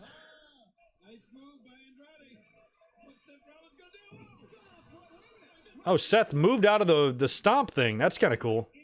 I mean, pure centimeters. Is now Rollins again flying through the air. He missed. Andrade missed the elbow. Rollins connects super kick. I gotta fix my audio here. Falcon arrow center of the ring to stay captain of Team Raw. Man, the audio being out of sync really fucks me up on the 3 counts. I think it's like a 3 count because I hear the 1-2, but it's not. That's funny. Yeah, electric stoves do suck. My last 2 places have had gas. I've loved it. I can roast red peppers and things like that, and I've just loved cooking with gas a lot better. But the place I have here only had electric, but it had everything else I wanted, so it's a sacrifice I had to make. It's on the 3rd floor. It's tucked away. It's facing the back end of the place, and it's not overlooking the parking lot. And I got a balcony, and I got everything I need. Just don't have that gas stove.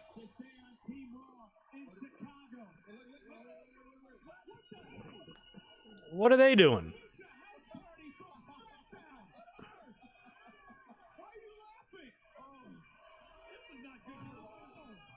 Why are the Lucha House Party attacking Seth?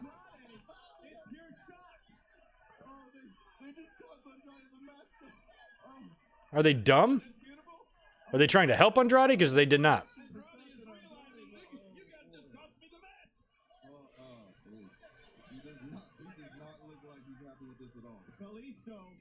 I wonder if this is going to be like a kickoff match at Survivor Series, like Andrade and maybe where's Alistair? Or he's on SmackDown, right? Who can run out here and save this guy? Oh, Seth. Seth will save him. Are they going to turn Andrade face? Or are they going to turn Seth heel? Or is this just Team Raw shit? Look at this babyface and heel fighting side by side.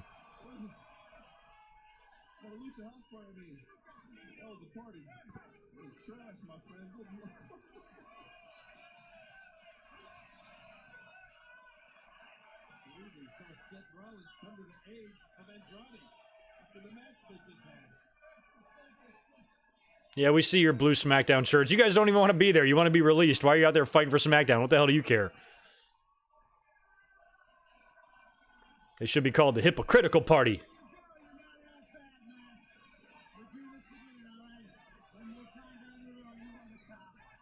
Did Seth say you're not that bad? He must have said something else. Well, Andrade, as of right now, is off the... is not even on the Survivor Series card, right? That ain't fair.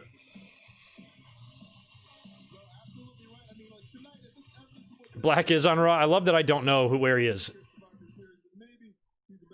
I thought he was on SmackDown. Well, speaking of Raw, we got to go earlier tonight. You know, AOP arriving on the scene, wiping out Zack Ryder, Kurt Hawkins, and well, because that is a medical update, Ryder and Hawkins unable to compete tonight in their scheduled Raw Tag Team Championship match. Oh, Hawkins and Ryder had a tag title match tonight against the War Raiders? I forgot about that. For the championships. Only talk about another day, maybe there'll be another day. I said that they should wait on War Raiders and AOP. Don't do it quite yet, but... Making his way. Oh, Buddy Murphy, and it's going into Aleister Black. Speaking of which... Aleister Black, I am here to pick a fight with you. Nothing, really? Just what I thought. All talk.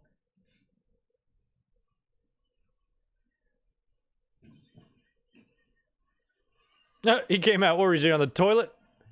Why are you looking that way? Look the other way, too. Okay, Aleister, you just look dumb. You just look really dumb. Talk about all talk. We've seen this in the past, King. Here comes some limos, or some, not limos, but some SUVs coming in. Maybe some NXT. SmackDown show up here tonight and NXT. And who do you think I like the yellow light on the truck. Oh, there's Triple H. Oh, that's what I thought. Triple H has arrived, and there's no doubt the Game has brought his army with him to Raw. History waits for no one. I'm not sure what's going on with Kairi Sane. I think I did hear something about that she might not re-sign. Maybe she doesn't want to. Yeah, I don't know what her contract status is, how many years she's been under. I guess if she had a 3-year deal, that's probably coming up.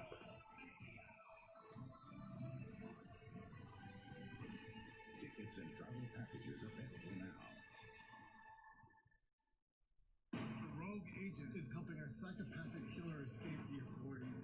This ends now. Tuesday. I have a horrible feeling this is going to lead to something much, much bigger. From the world of chasing porn. I need you to buy me some time. Tell me where you are. Going to be a fun list. Someone needs to burn that. Yeah, Ronda, they can do Ronda a bunch of different ways. They can do her Royal Rumble. I wouldn't bring her in at number 30. I'd bring her in number fucking 1. And have her go the distance and win it.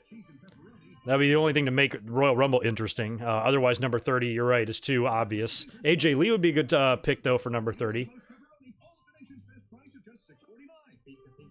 Geico makes it easy to get help when I need it. Was licensed Oh, well, if Kairi Sane can make more money somewhere else, then I fully endorse anybody wanting to leave. If you can actually make more money outside of the WWE, then fucking do it. Because not only could you make more money, but you're not treated like a goddamn slave. So, yeah, I'm all for it. Hope she bounces. Good luck to her. It's Geico Easy, with licensed agents available 24/7. the story of a pair of lungs that smoked as a teen and never grew to normal size. Hey, little lungs, want to snowboard? And plus, look at it from her perspective. If you're an American wrestler, I was always amazed with, like, long-time Japan mainstays. Like, Stan Hansen's probably the best example I can think of, like, guys who just had, American guys who just had their whole career in Japan. So, like, if you're, a Japanese wrestler and you don't even speak the language that well, you're over here in kind of a foreign territory and, maybe you're homesick, or maybe you didn't want to come back here and you don't want to live here for the rest of your life and eventually have plans to go back home. And if you can make more money there to be back where your home is, then I'd do it too. I wouldn't blame Kyrie at all. Cozy Island. What island? Manhattan.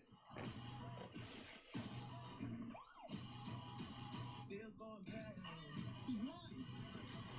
Feel good? It does. 21 Bridges this Friday. Rated R. Ha, Nathan Hansen, what is up? Thanks for the $2, dude. Next Monday is your 21st birthday. Any advice? Yeah, just hang out with us and drink soda pop. Just drink water. Don't drink only water, but drink water in between your drinks.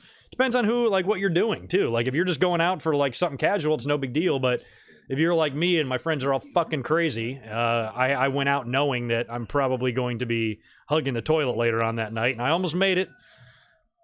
Drank hard and threw up at my front door when I made it. Didn't make it quite to the bathroom, made it to the front door, and finally yacked.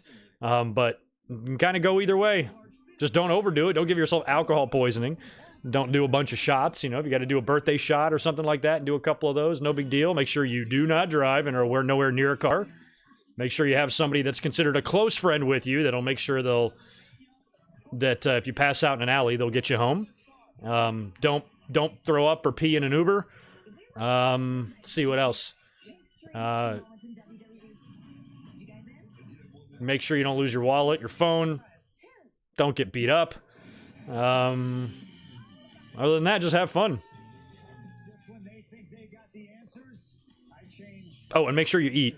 I mean, you're going to be throwing up all that food you eat, but you definitely don't want to be drinking hard on an empty stomach. And if you're not much of a drinker, just drink casually. Get yourself, like, a little drunk.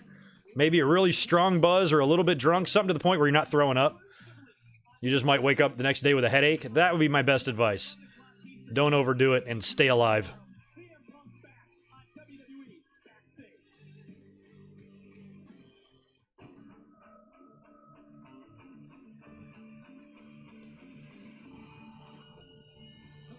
I think Uber is still the most popular. I don't even know what Bolt is, Rajiv. I don't use Uber that often, though. Only usually for, like, airport trips and things like that. I'm not a huge Uberer.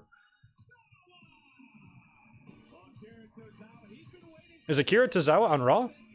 Cool. Use protection. I don't know. If you're going to be drinking a lot more on your 21st birthday, protection won't be necessary. You won't be able to function.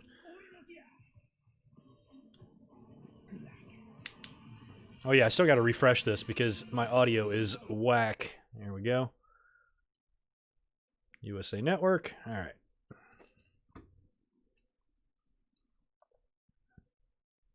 Asuka is a year younger than your mom? Jesus, man.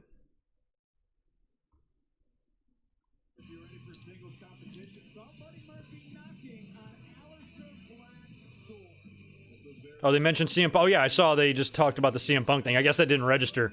Well, yeah, they said it on SmackDown, too, though.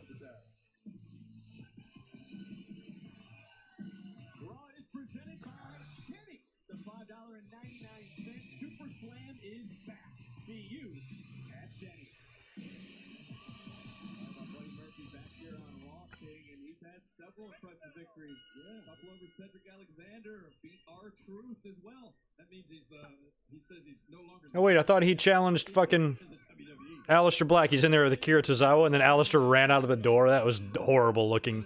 So I'm guessing we're going to get an appearance by Black here. I mean, Buddy Murphy versus Aleister Black is great, but Buddy Murphy and Aleister Black in just some random-ass match isn't going to mean anything. Give me a U.S. title feud between Aleister and Buddy Murphy. Give me that.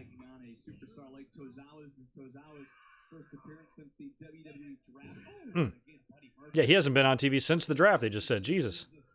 I forgot he got drafted to Raw. I like him. He is awesome. Sonny. I like Akira Tozawa. I've always been a fan of his. You don't sweat the small things, boys, and neither does Buddy Murphy. And now the strength of Buddy Murphy on display for a moment, but there's the quickness of Tozawa. Murphy just shrugged it off. Oh, wow, Marcus. I'll have to read up on that story. That seems really hard to believe that Kairi Sane, who's on the main roster right now and is a champion on the main roster, is still on her NXT deal making $50,000. I don't think that's accurate, just based on just the absurdity of that statement. If it is, then that's criminally wrong.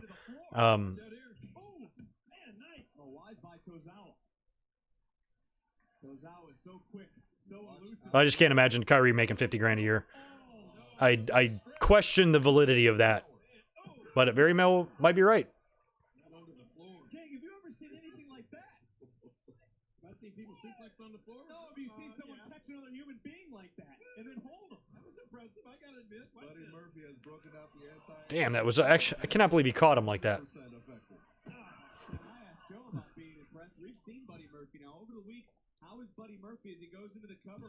All right, we are about halfway through Monday Night Raw. We're halfway there, guys. We haven't died yet. Nobody's gone crazy in the comments. But, you know, I think everybody's thinking that he's... This Raw probably so far is better than last week's, but not by much. Right now, looking for an abdominal stretch center of the ring, but the question now about Buddy Murphy, why not Aleister Black's good? Murphy looks big to be a cruiserweight. Well, I mean, they're not doing cruiserweight stuff anymore, are they? These guys are on Raw. They're not in the cruiserweight division anymore, so I know Murphy was pushing the limits anyway. Buddy Murphy again showcasing that strength blocking. Tozawa. Well, Tozawa did not work well for him. Tozawa puts on the block in his own right. But Tozawa does not want to be playing the power game with Buddy Murphy. Whoa! I always subscribe to the theory. Never pick a fight with someone. Yeah, Tozawa is a little Tajiri-ish. I miss Tajiri. I always liked Tajiri's theme song. Dun dun dun dun dun dun dun dun. You know what I mean? That's what you talked about, that speed, that agility. Hi Lisa, what's up? Hi Greg. Was on earlier. My keyboard went stupid. That happens. I've got 2 keyboards here and 2 backups that I'm always firing up. I've got 2 wireless ones and then one I don't like, and so I put the one I'm using here. It's just easy to type with, but it's wired. But the other wireless one I have, the keys are too, like, I don't know, I can't type fast with it. Able to land on his feet and another kick catching Murphy.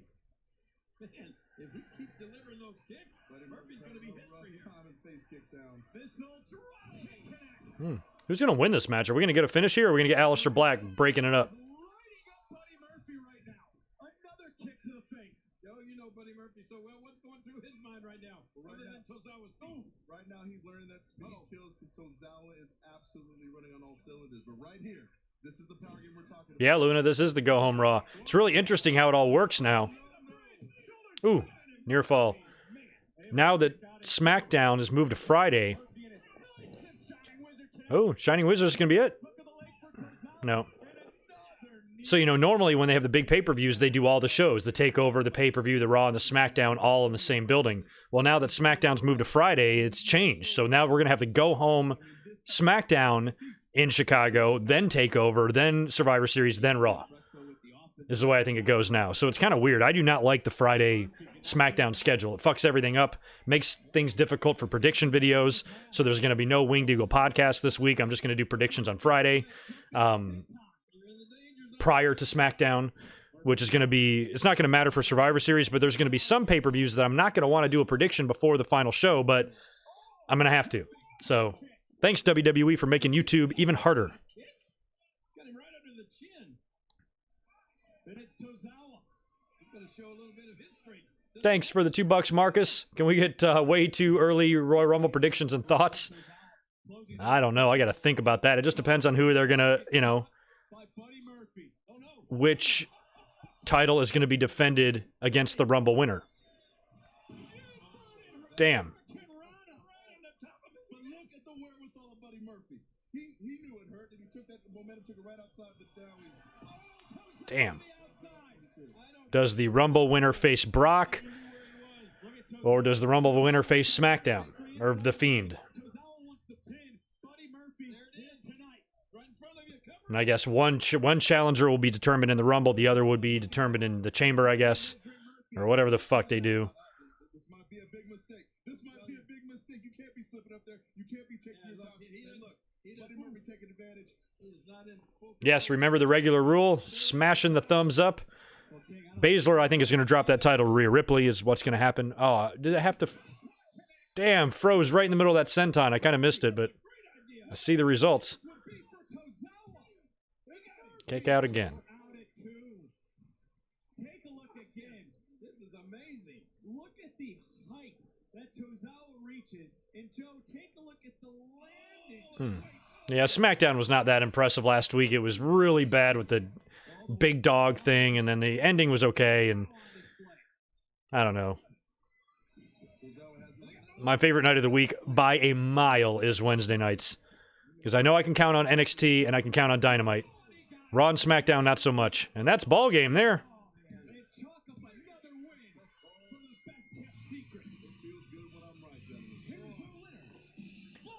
Like, I'm just trying to think. I always try to think of, like, how they're going to do it. You know, like, if who should Brock's opponent be? Should it be a guy that is unsigned to a brand and then gets to pick which champion he wants? Or does the winner get to do that anyway? How does that work now with the brand split? Does the... Whoa, Rowan, you're creepy. Does the winner get to choose, or must the winner face his brand? I don't know. See you. I see you, cutie. There's so much. Rowan, you need to stop. Look at you. I'm scared. Oh yeah, Rowan's been bringing out that thing. So he's got a Harlem sewer rat. He bought it from the same guy that sold Bad News Brown his Harlem sewer rats. And that's what he's got in the cage, I think.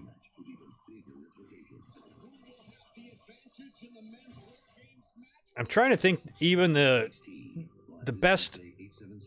It just could be anybody for the Rumble. I mean, it could be like a big name to set up a big main event match, or it could be just like a random underneath guy, or somebody like an Aleister Black, or somebody like a Matt Riddle who shows up and wins, and then maybe challenges Brock. That would be fun.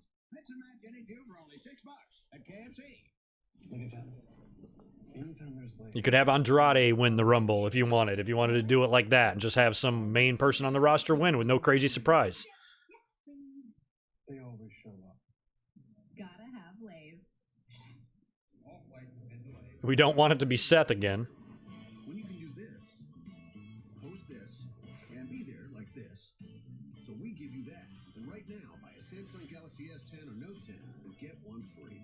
Who the fuck won the Royal Rumble last year? I don't even know. I don't know who won the men or the women's. Wait, Becky won the women's.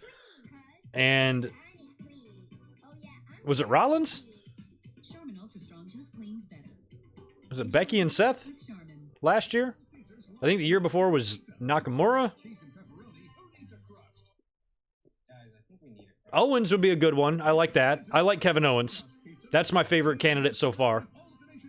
Kevin Owens, for sure. Daniel Bryan probably wouldn't make sense because he's already going to be contending for the title right now at Survivor Series, possibly even maybe a rematch at TLC or something. And then he'll be out of the loop.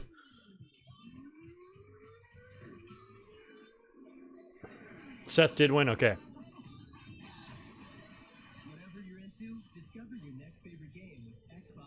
I mean, if Brock is going to remain champion going into WrestleMania, he survives... he survives Rey Mysterio, survives whatever he does at TLC and Royal Rumble.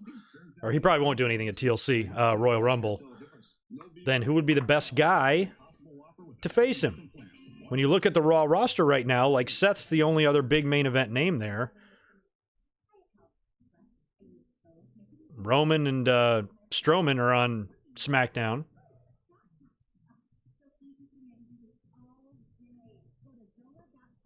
Oh, yeah, thank you. Okay, now it's coming back to me, Mr. T. So Nakamura and Asuka the year before, then Becky and Seth this year.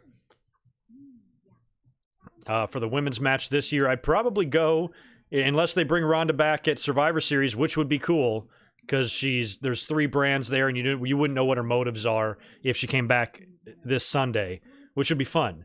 So I'm kind of rooting for that. If they don't bring her back, it seems like the Royal Rumble will be the next spot, and that would be a great way to have her win that and set up the rematch with Becky, because now that Becky's held the title this long, I would just keep it on her until Mania and do the rematch. But again, that's predictable. So do you want to be predictable or... Oh, McIntyre. I pitched him to win the Royal Rumble in August, Joseph, so I'm with you on Drew McIntyre. Shadow Rocks, I'm with you on Drew, too. I just don't know.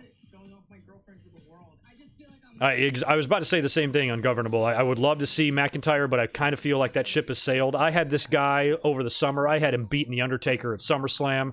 I had him beating fucking Roman Reigns in October. I had him being the sole survivor on his team at Survivor Series. I had him winning the Royal Rumble, and I had him defeating like John Cena for the Universal title at WrestleMania.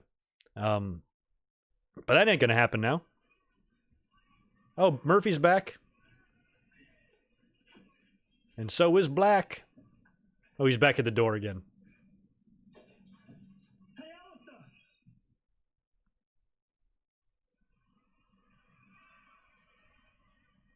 Those 2 guys kind of look alike. They'd make a great tag team. Start dressing Buddy up in that satanic shit.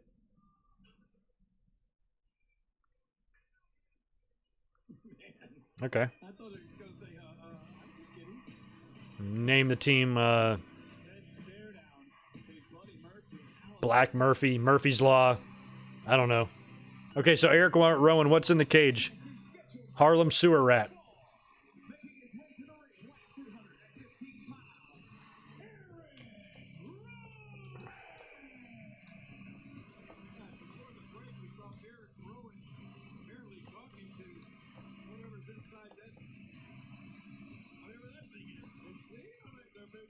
Who is this guy? Speaking of Harlem Sewer Rats, Alex Malcolm, you look like one.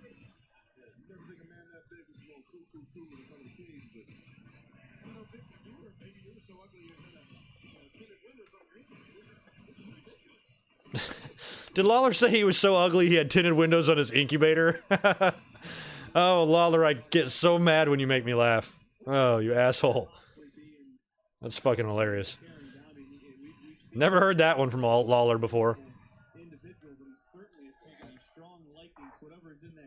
Tinted windows on your incubator. I was in one of those. Oh, the 24/7 guys are out? Yeah, I was born. I had jaundice and all this crazy shit. Yeah, you might want to rethink that, R-Truth.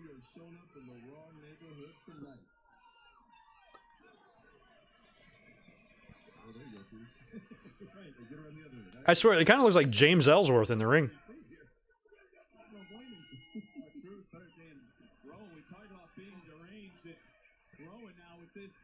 It's James Ellsworth's cousin. He's a wannabe rapper. You can catch him at open mic night at Jimmy's Pub on Main Street in West Virginia. It's a good place. Monday nights, $1 PBR.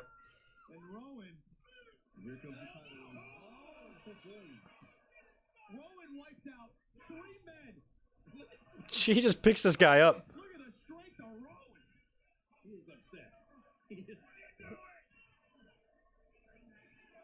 That one, that was a funny one. That one popped me. I've never heard that one before. I'm gonna use that at work. Oh. Much like last week, Rowan making short work of his opponent. That's it for him. Here's your winner,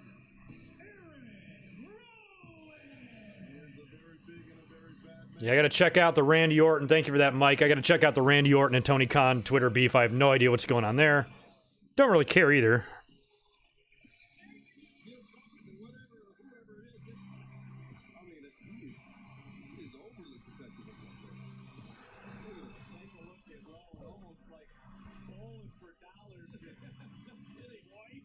Bowling for dollars.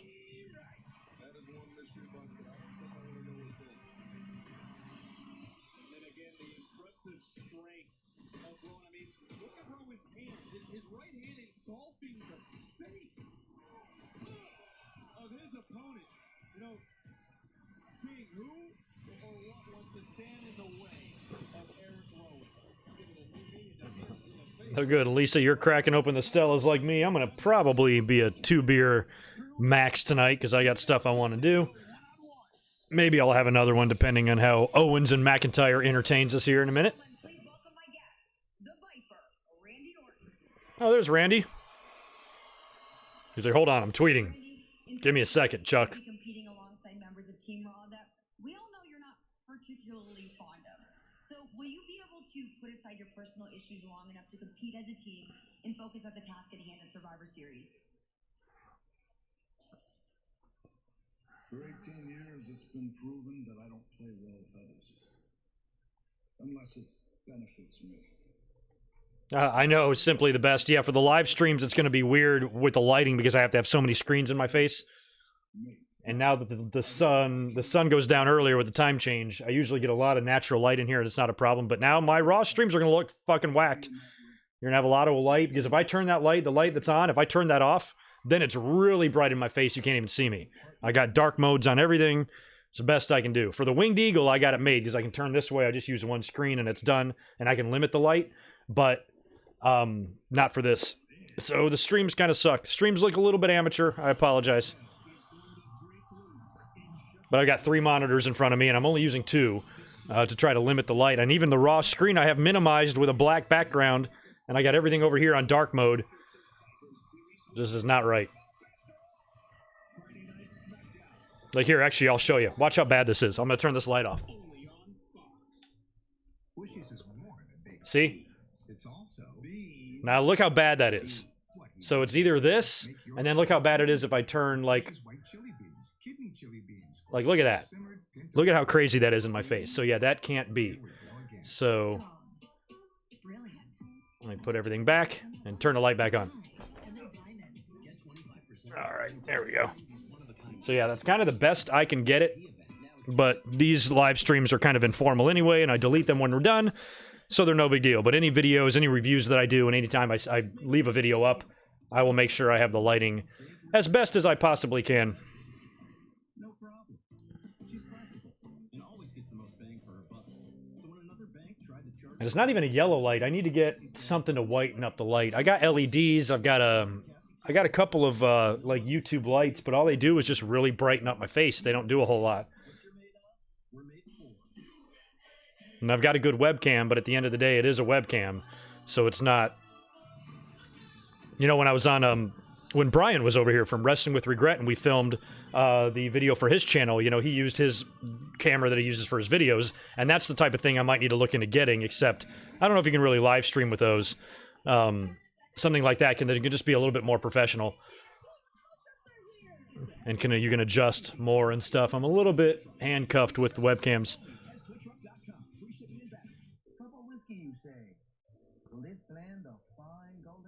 Yeah, sun goes down here at 5 o'clock as well, but that's, for me, that's what time Raw starts.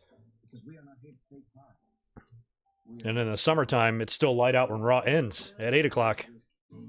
I do, Addicted Chip, I do have a 4K webcam. The one I have is the Logitech Brio, and it's not a cheap webcam. It was a couple $100, but when I read the reviews of webcams and 4K webcams, this was the one that they recommended. So I have, you're looking at a 4K webcam right now.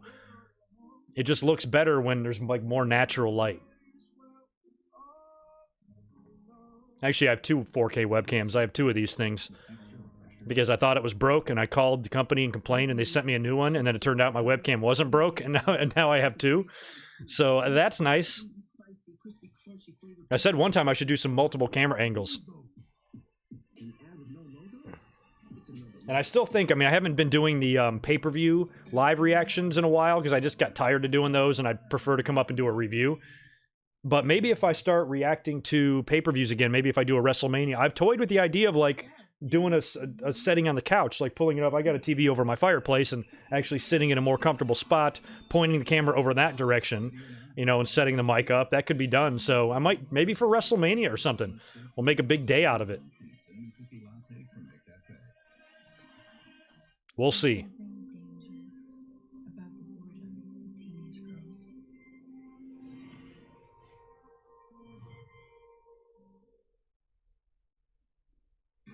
Yeah, there's been talk of that. Triple H could turn heel on NXT at Survivor Series. I would hate to see that, though, and that wouldn't make a whole lot of sense, especially since he's going to be sticking around there behind the scenes, and if he pretends to leave, I don't know, fans would call bullshit on that pretty quick. And there's also been talk of him actually joining the team. And I have no clue who is on Team NXT for Survivor Series.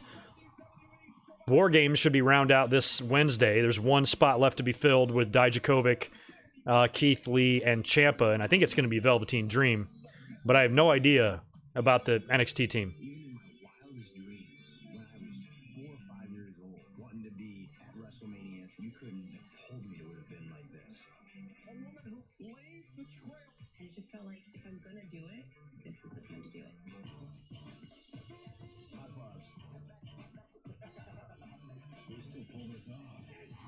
Oh, look who's back. Ricochet's finger lube.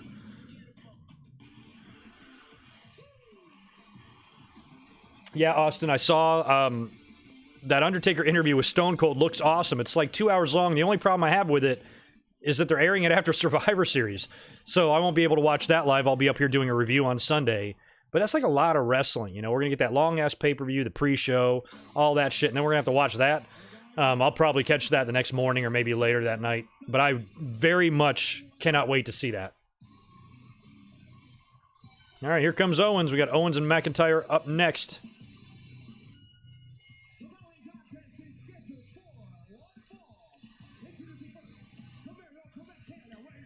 I loved, my favorite Owens was when he was, I don't know if he was U.S. champion or what, but it was when he was, doing like the political thing or what. What was he doing where he was like, vote for Owens? He was wearing the suits and shit.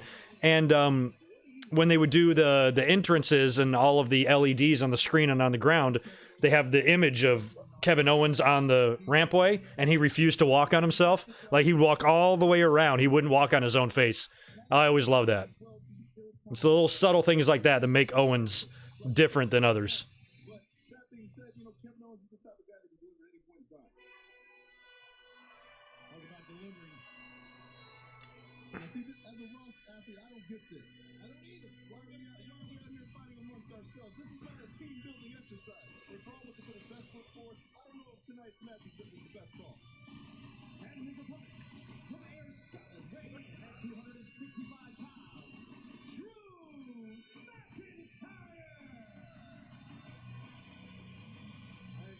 I agree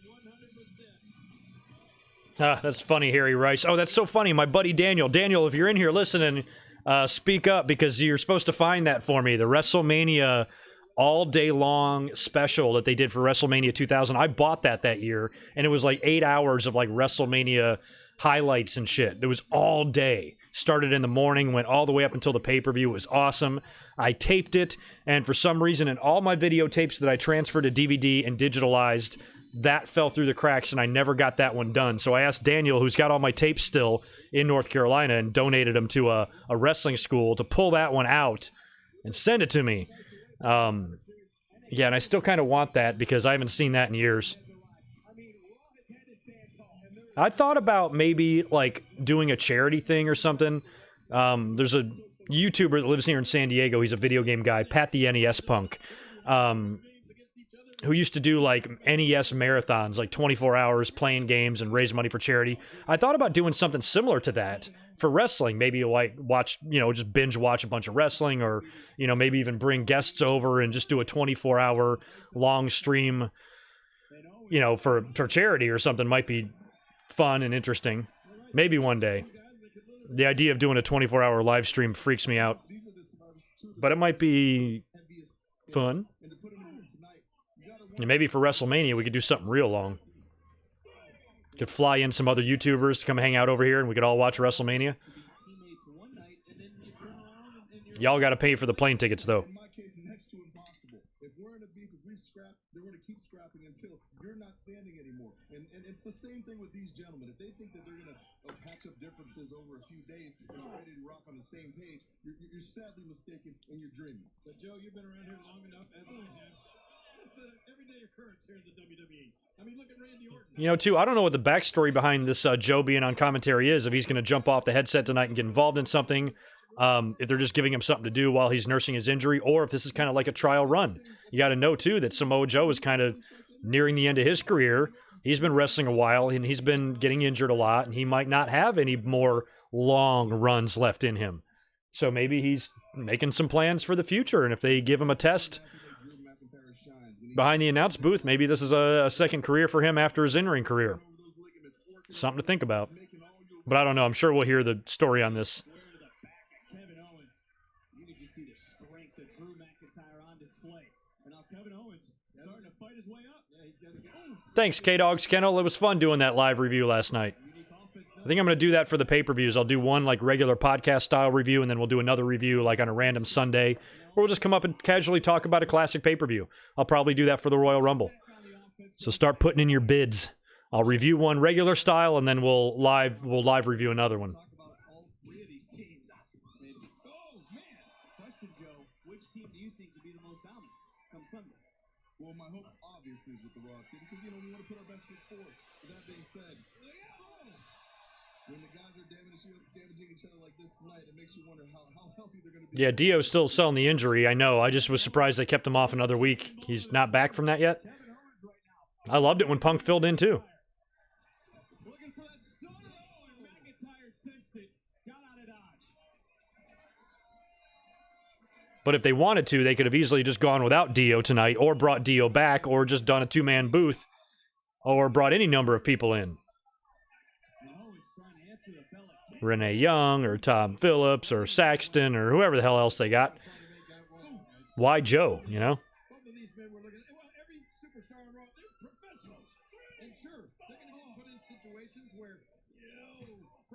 I'll tell you what, man, it would have been really cool. I'm trying to think, what year would you guys consider Samoa Joe to be at his peak? Would it be like the year that Kurt came in to TNA, like 06, 07-ish?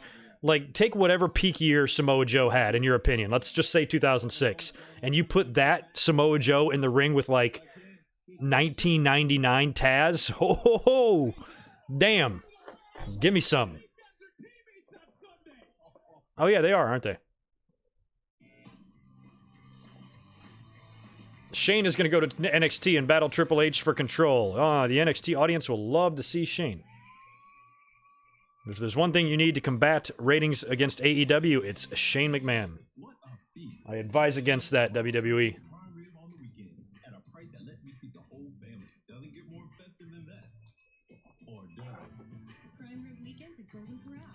Renee is exclusive to SmackDown. Yeah, we know how stable those rules are. But no, you're right. She's supposed to be over there. Yeah, so I was right. 06 or 07. See, I'm not that dumb when it comes to TNA history. Joe was the man back then, and that was when he was quite good and quite feared. That when Kurt Angle debuted and headbutted him in the nose like that. Oh my God. Crazy stuff. So yeah, you can get that Prime Joe in the ring with Prime Taz. I'll take some of that. Gotta be honest, I kind of think Joe is slightly better. I think he can do more physically and athletically than Taz could.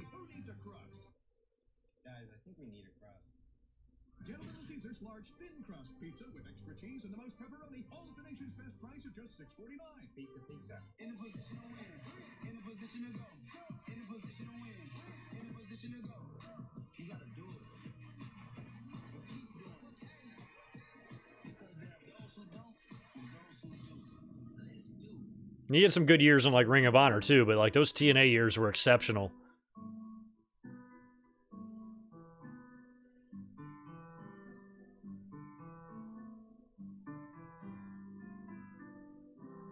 Couple of new followers in the house. Thank you, Matt and Rachel Dunn.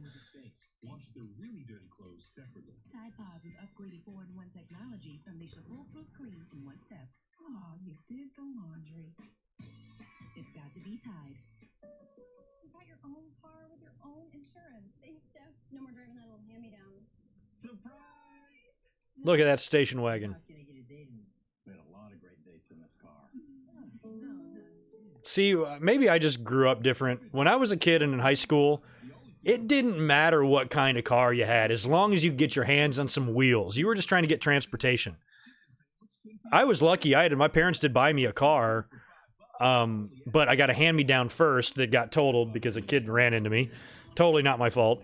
And then they bought me, like, a new car, like a little Nissan, but I didn't care. Like, even the little shitty hand-me-down car that I got was like a Chevrolet, like Nova. It was kind of like a little Corolla type of car, and it was like 1986.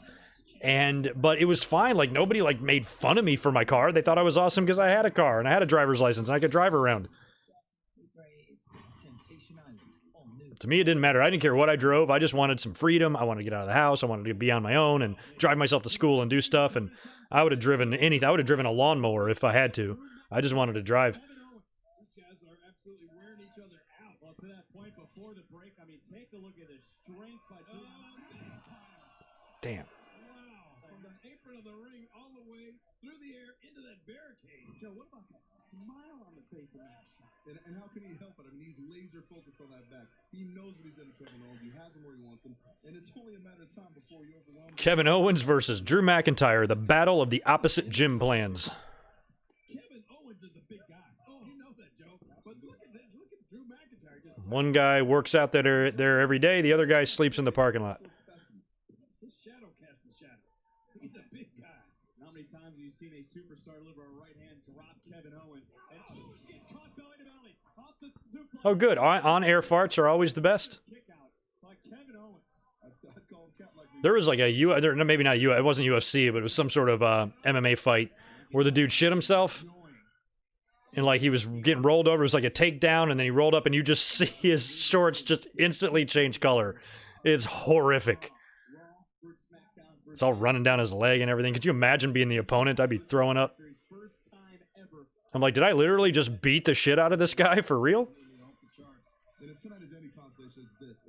Oh yeah, I drive everywhere, Clyde. I drive everywhere like Matt Hardy on my lawnmower. I used to have one too. Because I lived in North Carolina, in rural North Carolina, big giant yards. We had close to an acre on our place, and we had a riding lawnmower, and I would mow all the neighbors' lawns and shit. And I'd drive that thing to their house. Just I'm missing the afro and the awesome outfit. Did a number on NXT, and you know what, Triple H was there at that, saw that whole thing go down. Kevin Owens, on the line.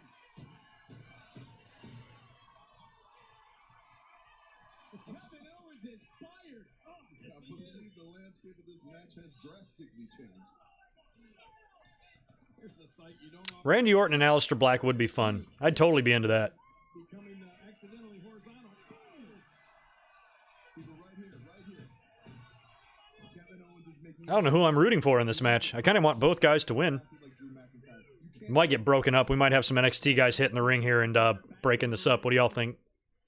That's what I think. Feeding off of the energy of the WWE Universe here in Boston. You need to worry less about that energy and that man laying in that ring right there. It's always scared me. Kevin Owens going to the top. McIntyre, Joe, to your point, too much time. Able to get to the outside. And now, Oh my God. Blasco kiss connects. Give us a kiss, love. Kevin Owens could be out. And McIntyre measuring Owens. Oh boy. Super kick from Owens. McIntyre dazed for a moment. Precarious position. Got caught. Oh, I don't like apron bumps. Oh my God. Oh my God. Jesus, Owens. He bounced right off that apron. God. Be able to make Survivor Series after that. What an impact. Start the count, ref. Referees count up to 4. Kevin Owens just starting to stir, and as we mentioned, Oh no, how Wheezy, you're running out of good mic work tees. Oh, I got an update on that. did Owens beat the count of 10? I don't know. Referees at Come on, Owens. closer and closer. Referees at 8, and Owens just. And he makes it in. I can't believe anybody would want to. So I found out why my AEW shirt didn't appear. It's because I think they've got a deal with AEW for no parody shirts. You can do New Japan, you can do WWE, NWO, Monday Night Raw, some of the other ones I have on there. But they're not allowed to do any AEW parodies. So that's why my new one didn't get up there. So what I did is I had a very informal message back and forth with my graphics guy, the guy that does my logos, and gave him a couple of ideas for t-shirts and told him to take his time, think about it. If he can come up with something, I've got some ideas of some new logos. So anyway, the AEW one wasn't able to happen. So getting new t-shirts have been something that's on my list, but I haven't gotten around to doing yet. But I got some stuff coming for sure. How Wheezy. These two superstars turn this into an utter slugfest. I know I want to do some sort of a logo, like a GoodMicWork logo that involves like maybe a cassette tape and a VCR or something with my shit on it, kind of like in a wrestling ring, like kind of giving it a retro theme, something like that. So we've exchanged a couple of ideas, and he'll get started on some stuff soon.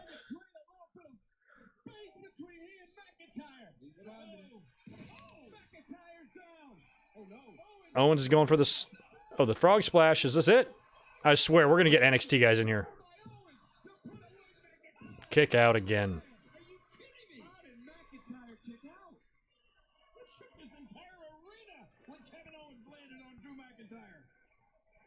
These boys are playing at a different level tonight, gentlemen. Yeah, I had to email the main guy at Pro Wrestling Tees, Ryan, who sends me all the promo stuff all the time. And I was like, look, hate to bother you, but I've tried to submit this shirt like 3 times, and it won't take it. It won't give me any explanation why.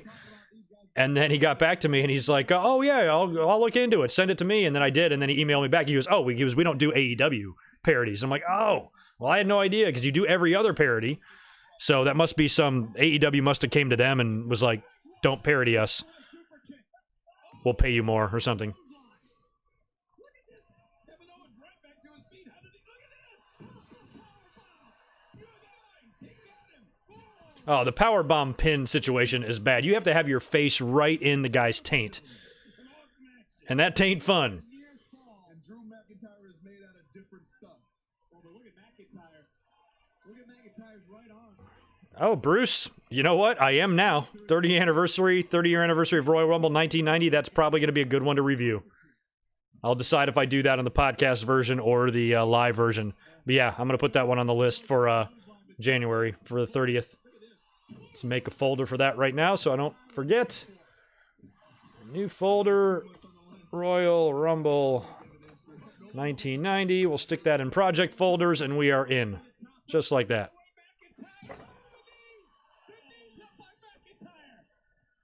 Bam, Kevin Owens just ate 2 knees on his back. McIntyre just changing this complexion of this matchup. And look at the eyes of McIntyre. Kevin Owens has thrown everything but the kitchen sink at Drew McIntyre. And now McIntyre, the eyes staring a hole right through his The teammate Highlanders on are lining up on Sunday. the battle line. Right through Kevin Owens. No! Ooh. Super kick by Owens. Owens got all of it. Looking for the stunner. Counted again. Oh! There's a Claymore. That might be it, unless he's close to the ropes. Foot on the ropes. Great call, King. Great call. How did Kevin Owens have the wherewithal to get that foot on the ropes to stop that 3 count? McIntyre getting an explanation, but take a look. Here's the Claymore kick. Oh, right under the jaw. McIntyre thought it was right there, right there.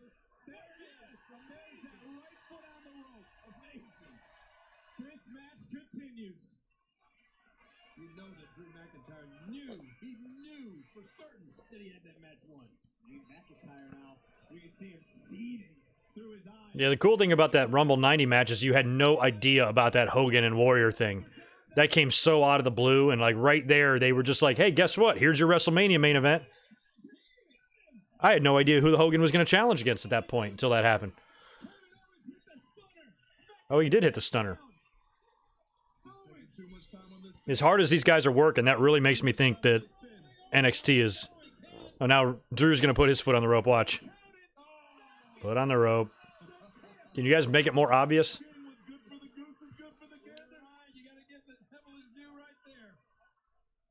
Channeling my inner Chandler Bing. Could you be more obvious?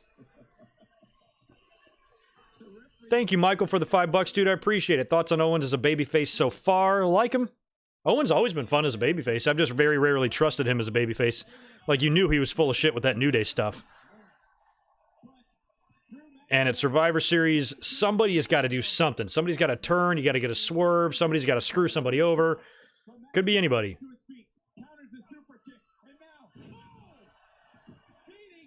Is that it? He hit him with the paradigm shift. Please, guys, please say something for Survivor Series. Regardless how I feel about the strategy, these gentlemen are giving it all tonight. They certainly are. Watch this. Oh, caught. Oh, And then dropped. Center of the ring. Owens maybe almost instinctively kicked out. Owens may have just used everything left to kick out. Well, Kevin Owens is listen. Listen. You are right. This indeed is awesome. This is what Triple H is coming out. Two stunners. He's not close to the ropes this time. Covering. But once again, he's taking too much time. I was about to say, is it going to be Triple H's music? After all that hard work. Triple H, you like Kevin Owens. You helped him win the Universal title. Remember? Remember how good friends you guys were? Oh, Joey G, I would love it if that scenario came true. I just don't think it will. Oh, we're going to go to commercial. Thanks. Thanks, WWE. All right, so Triple H came out to interrupt the match. I don't know if that means the match is thrown out or if the match continues after commercial break. We don't know. As usual, WWE times their commercial breaks just lovely. WWEshop.com.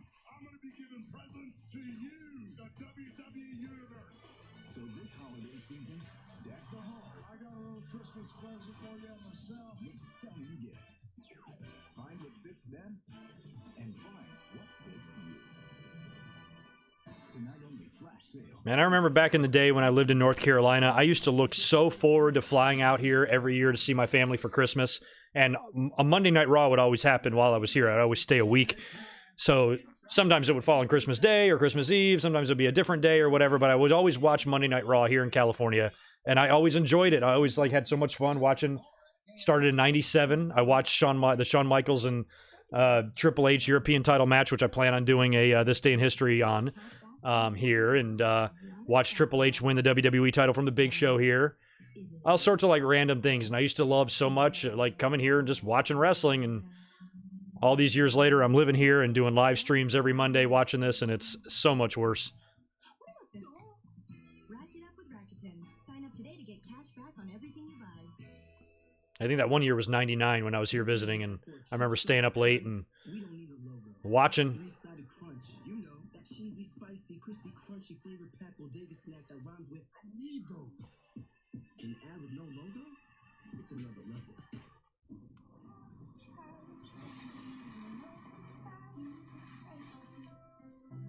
Well, K-Dog's Kennel, here's a random old school question. Had Ric Flair not come to WWE in 1991, who would have won the Royal Rumble in 92, and would the title have been on the line? Probably not.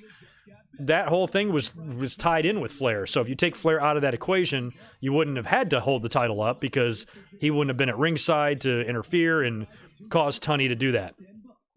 So I'd probably go Hogan. I say maybe Taker takes the belt off him at Survivor Series. Hogan wins the Rumble and then goes into Mania to win the belt back. I don't know what they would have done.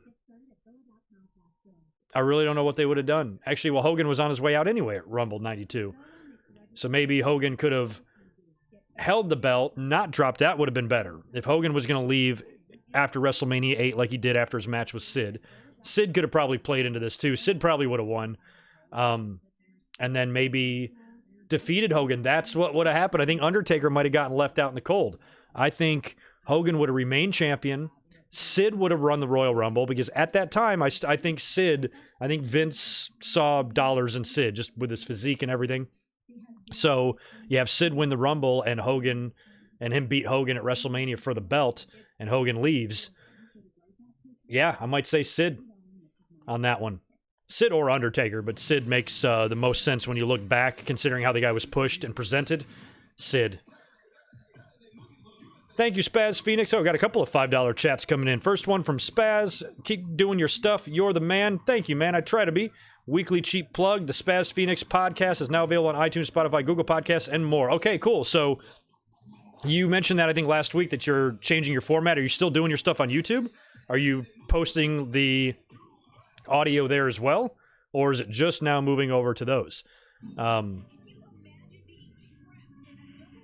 How are you submitting? Do you have a website? How are you submitting your stuff to the sites? You should put some links on your page or on your channel or on your Twitter to how to get to those. And the name of it. Oh, Spaz Phoenix Podcast. That's the name of it. Cool. That's good.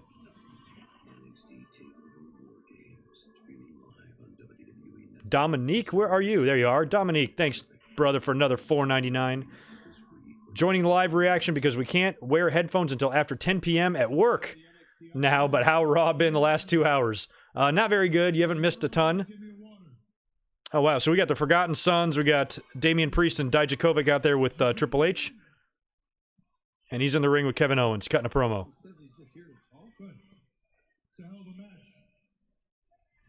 That you interrupted, Triple H, you asshole.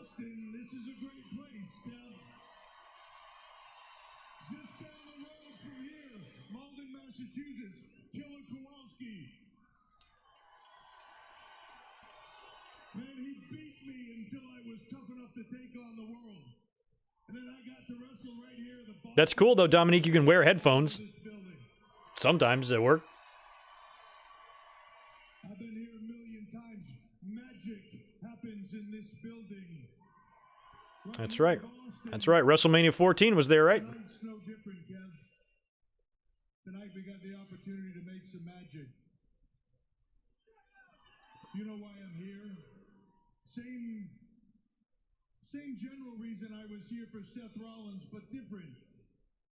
I have a soft spot for Seth Rollins. I like him. He's passionate. He wears his passion on his sleeve. Oh, cool. Anchor. Oh, and you're still on YouTube, too. Cool, Spaz. You're different. You are different.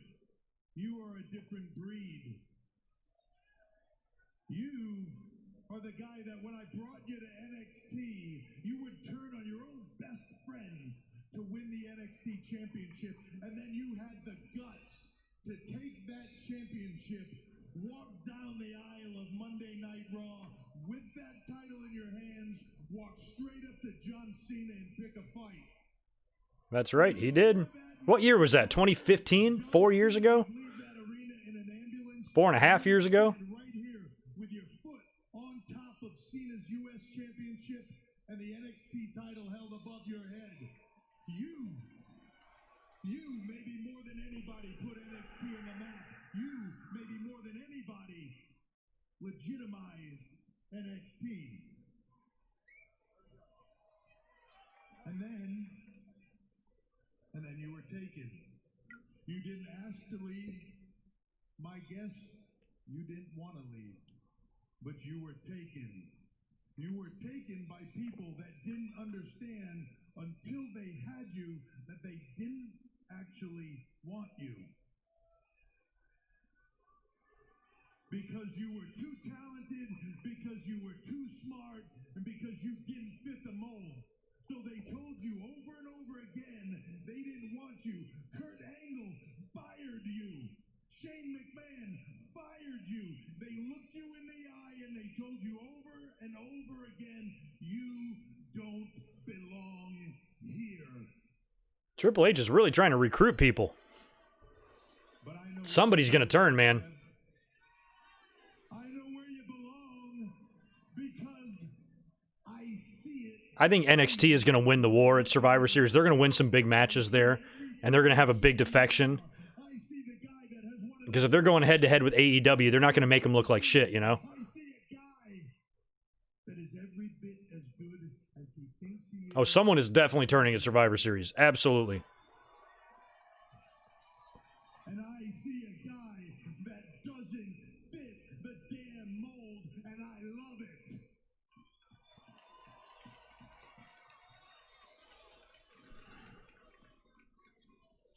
If you don't fit the mold, then just make a mold out of him. That's how you fix that. You're questioning it. Why are they here? It's not an ultimatum, Kev. You know how I work, and that isn't what this is. They are just here to ensure that you and I can have this conversation. Nothing more. They're not here to attack you. They're not here to give you an ultimatum. But isn't it ironic that these guys came all the way here for you? They came all the way here so we could have a conversation, but yet everybody in the back, your teammates are in that back right now, and they think what you do, that maybe these guys are here to attack you. And are any of them coming out here to help you? No. You know why? Because they don't give a damn about you, Kevin. They don't give a damn about you. Somebody will come out and help him out. Randy? Rico? Only half of it, Kev.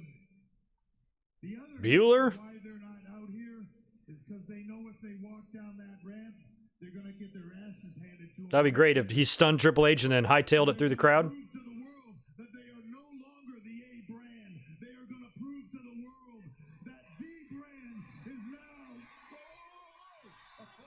Oh, there they all are. Oh, they had to put their t-shirts on first. It's a good thing all those guys just happen to be wearing Raw t-shirts. Instead of, you know, wearing what they were wearing. Oh, there goes Undisputed. They're all, wow, all of them are there too, all four.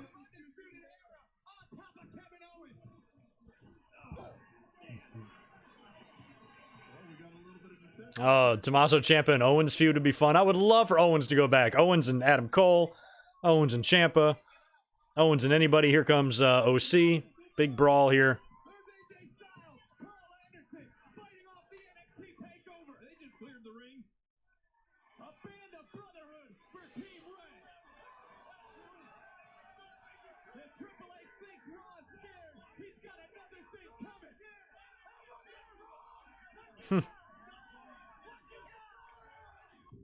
There's something dangerous about the boredom of teenage girls. I mean, I don't think if Adam Cole has a match on Survivor Series unless he's on the men's team. He's got his hands full at War Games. I think these NXT guys are working too much. An attitude to everything to me. Some fancy new coach thinks she can come and run my squad. Search Will looks lonely. You're not climbing that tree.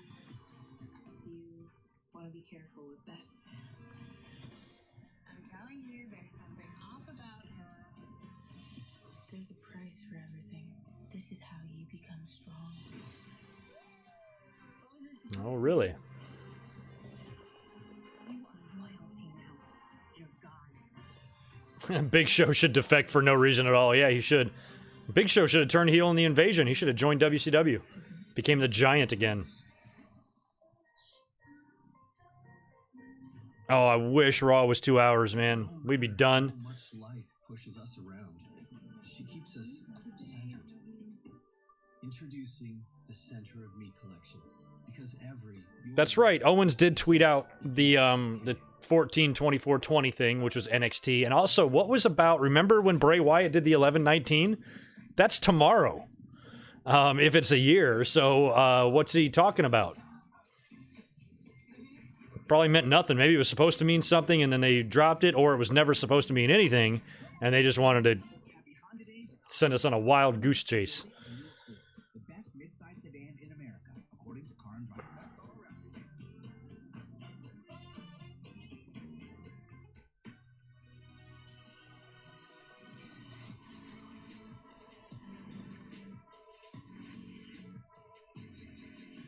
All right, I'm just checked my fantasy. All right, I am still up by 7 points. And he's got Sammy Watkins and Travis Kelce still in the game. It's only third quarter, early in the third quarter. So I almost got a half of football left. Yeah, I'm toast. I still think I'm going to lose, but if I just would have put one player in instead, I could have fucking won by a lot. Yeah, I'm up by 7 points, 7.12 points. Yeah, I'm going to lose. Yeah, Joey, normally I would think that a clean sweep wouldn't be a good idea, but they did it last year, right? With Raw. Didn't Raw, like, win everything? So, if NXT had a clean sweep, that would... And if they had a clean sweep and they had a defection of some kind, you know, that might increase their value on Wednesdays, you know?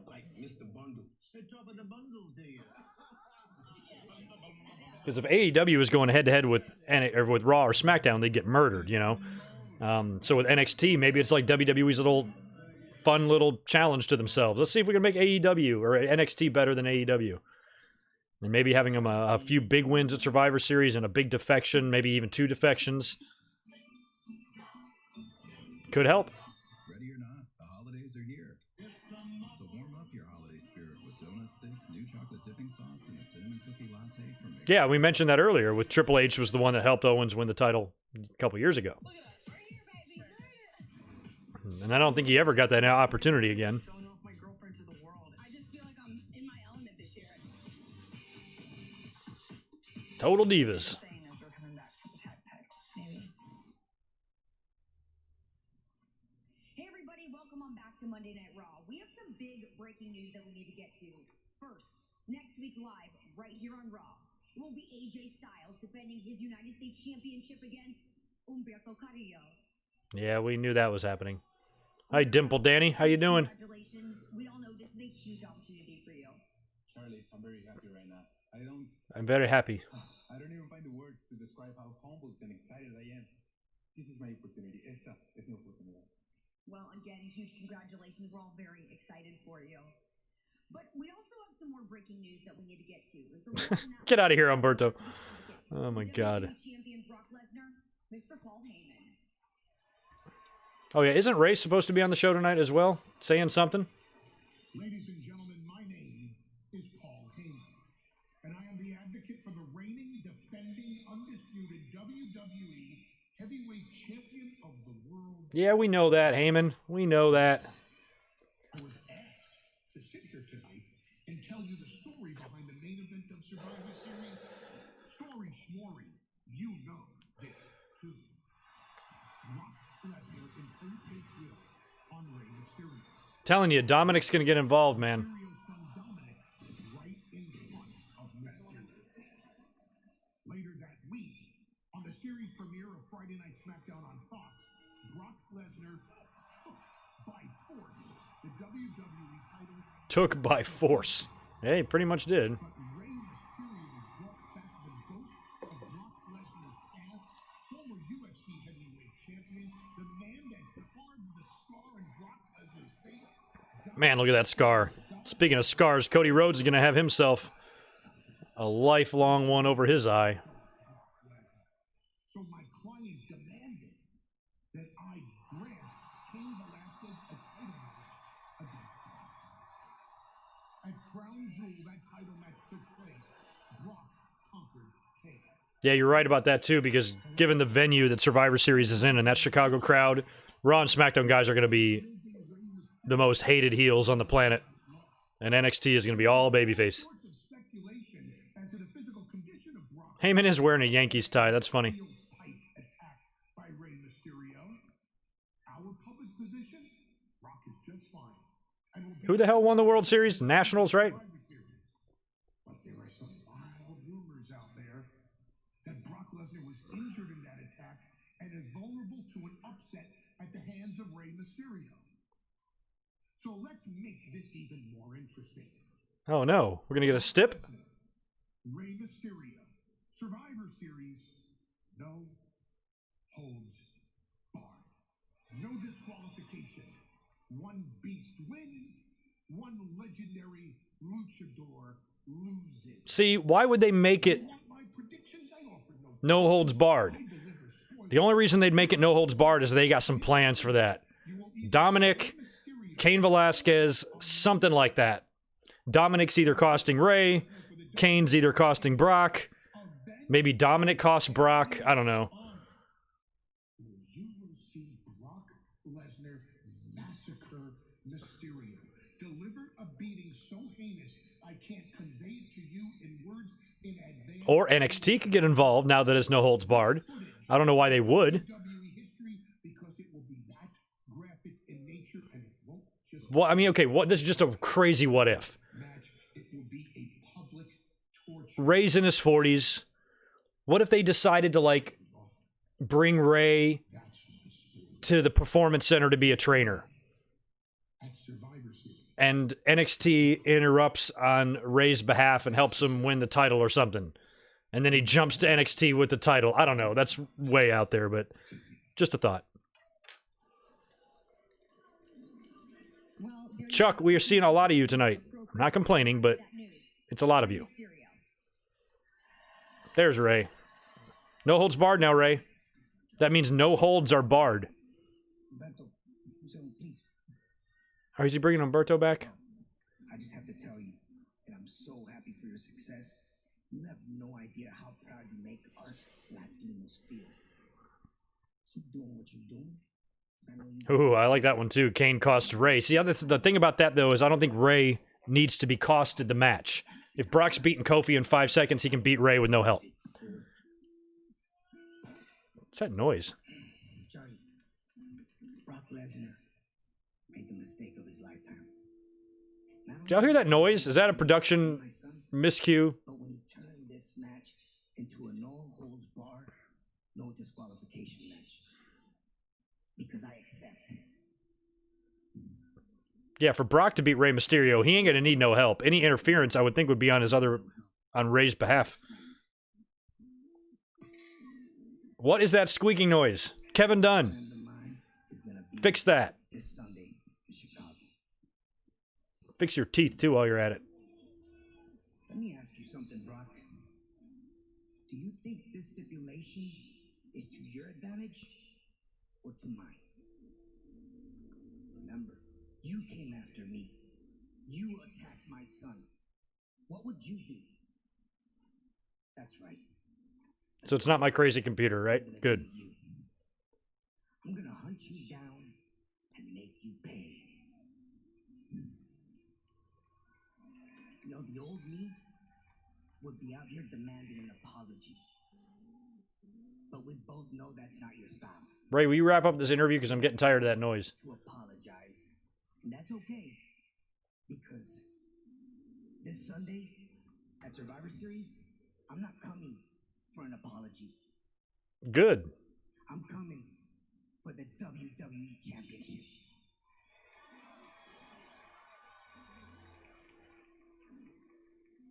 Brock, cuídate, porque vengo por tu cabeza. This is for you, son. Dominic, I hope he shows up. Wow. Miracle or massacre?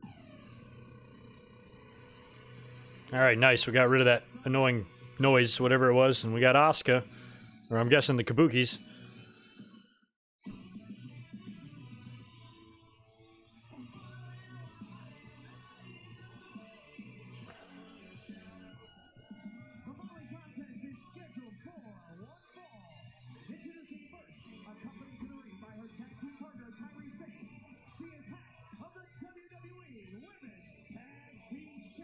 I know, I am kind of surprised all the money he makes. I mean, he might just have a dentist phobia.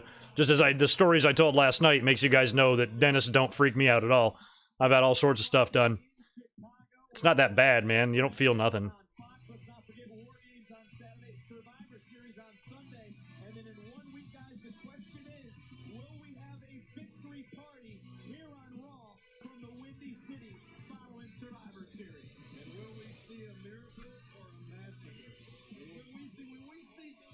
They're not playing Kyrie's song. It's only Asuka's.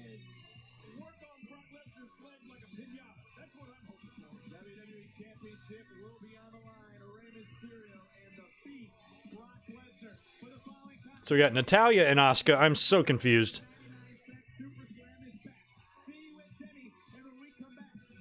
Denny's the Super Slam is back.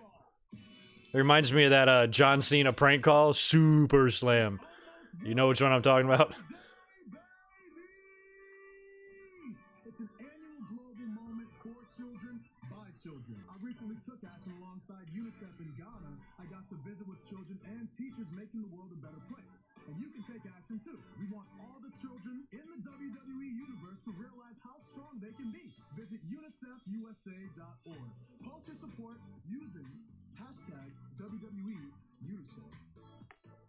I mean, if Kyrie did leave and the Kabukis dropped the belts, I'd love to see Asuka get another singles run. Do I think Rey Mysterio is the best luchador ever? Absolutely, 100%. I think he was the best luchador in '96. I think he still is. Definitely the most successful.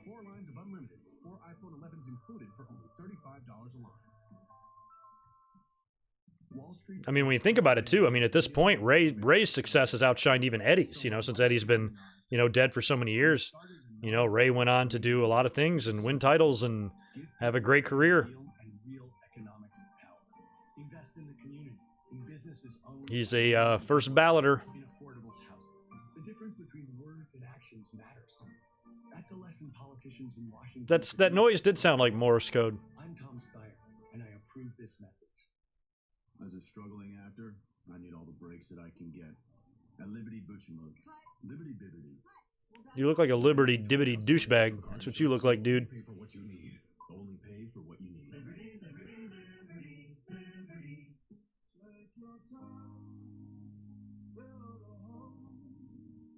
Yeah, Psychosis was good.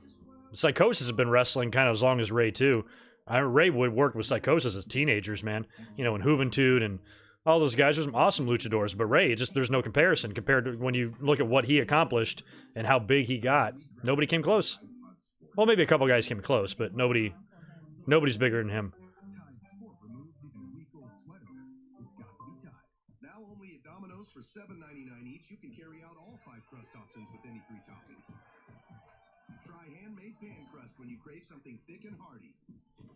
Or carry out any of our 5 crusts for Damn, Kelsey TD, son of a bitch.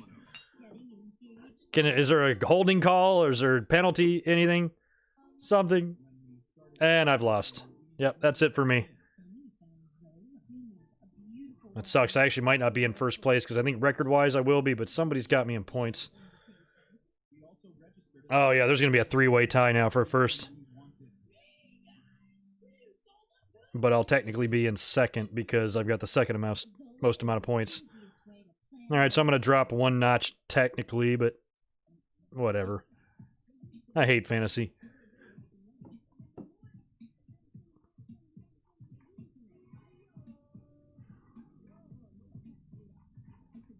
Ultimo Dragon might be one of the closest ones in terms of success of Ray, but again, you know, when you make it to the top of WWE, you know, Ultimo Dragon, I think at one time had 16 belts at one time or something like that, but I'd trade all of them just for one WWE title, so. Desmay has committed an act of treason. It is our job to catch her. Your husband took out a purge contract on Marcus. He did? Priority 1 manhunt. Nobody's going anywhere until we sort this thing out.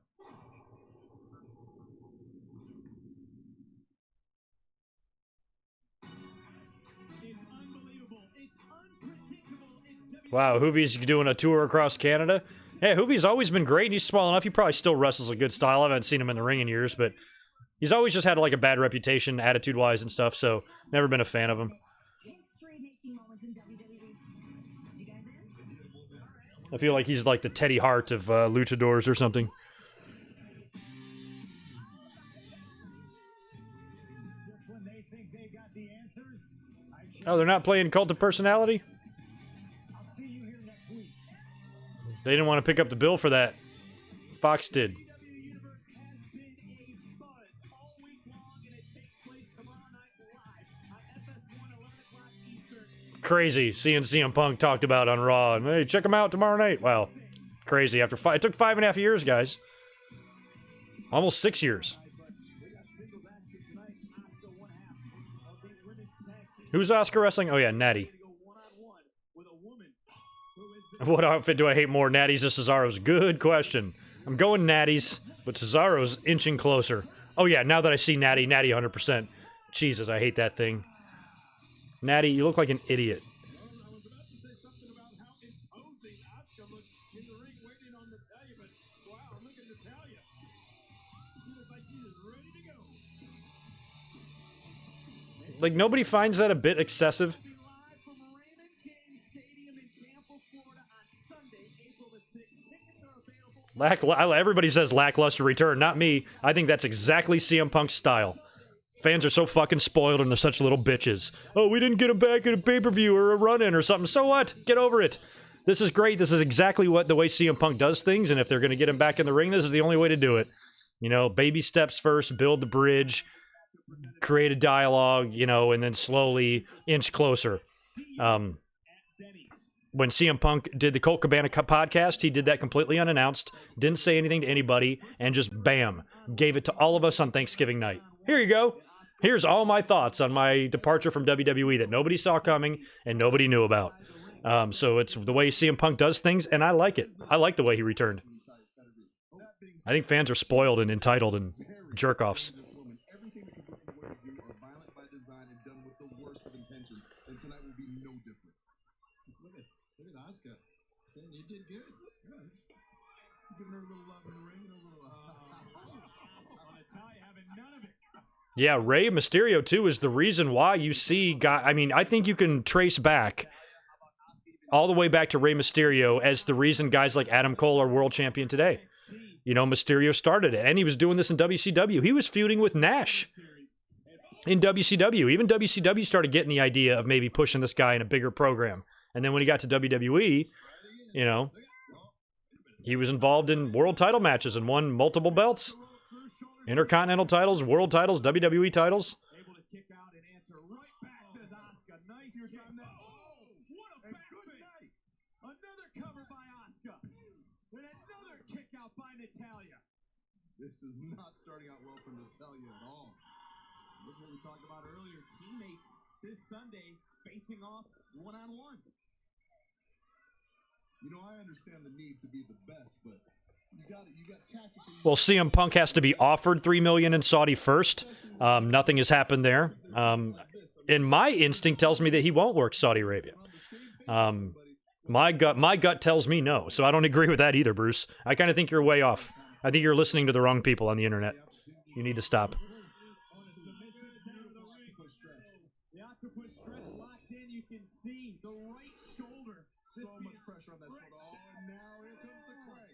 Asuka's got it cranked into your point, Joe. Is Natalya going to tap out center of the ring? They have to. Nowhere for Natalya to go. Natalya now. I'm so pissed that Ray got lost his mask in WCW, but I will say that when he took it off was one of my favorite funny moments in wrestling when Nash told him to put it back on. And Ray's not a bad-looking kid. He's, you know, good-looking guy. But he takes the mask off, and Nash is like, oh, my God, put it back on. To me, that visual was really funny. But I just hated the mask was taken off him to begin with. Think I never should.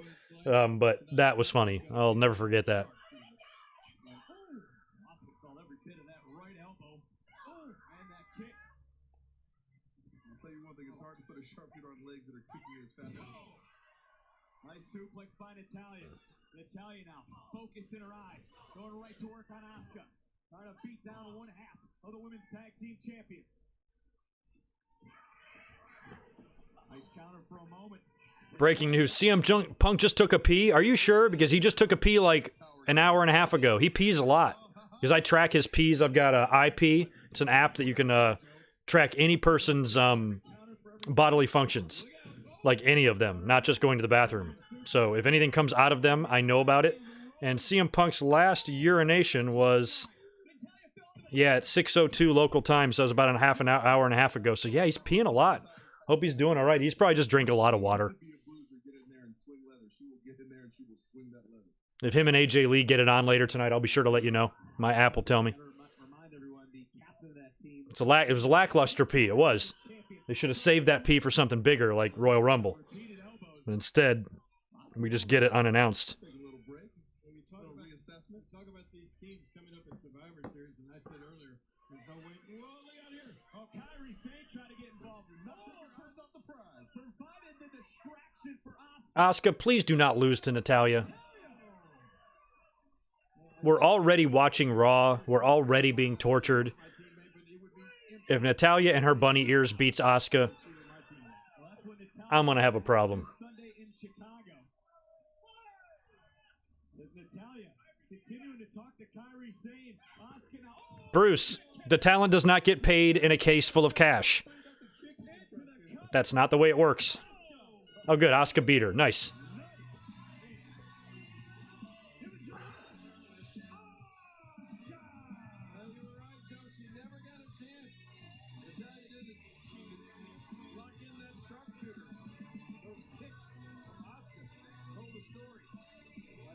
That explains why Kairi Sane's theme wasn't playing earlier, because this was a singles match. Oh yeah, that's right. I forgot about this. So the Viking Raiders are taking on Orton and a mystery partner for the titles. Next, it's going to be Ricochet. Or Aleister Black. All right, cool. I will be right back before the main event. We should be in line for a pretty decent tag match here, hopefully. Be right back.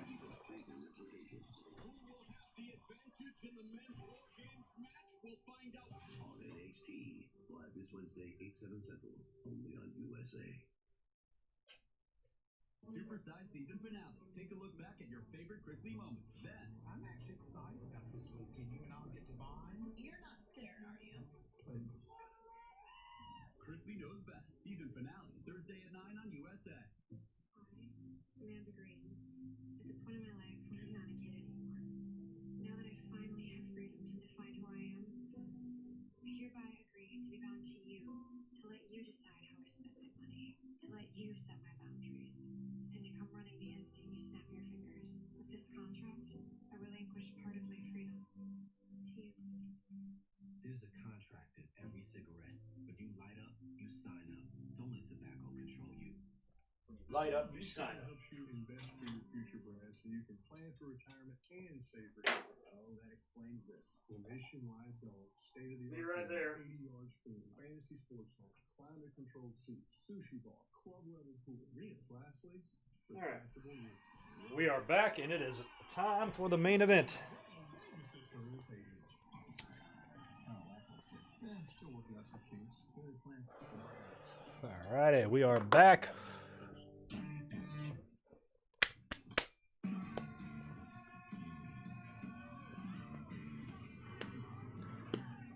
I know I just keep putting it off. I should, like, when I step away to go use the bathroom or something, I should put something in here instead of just a blank screen.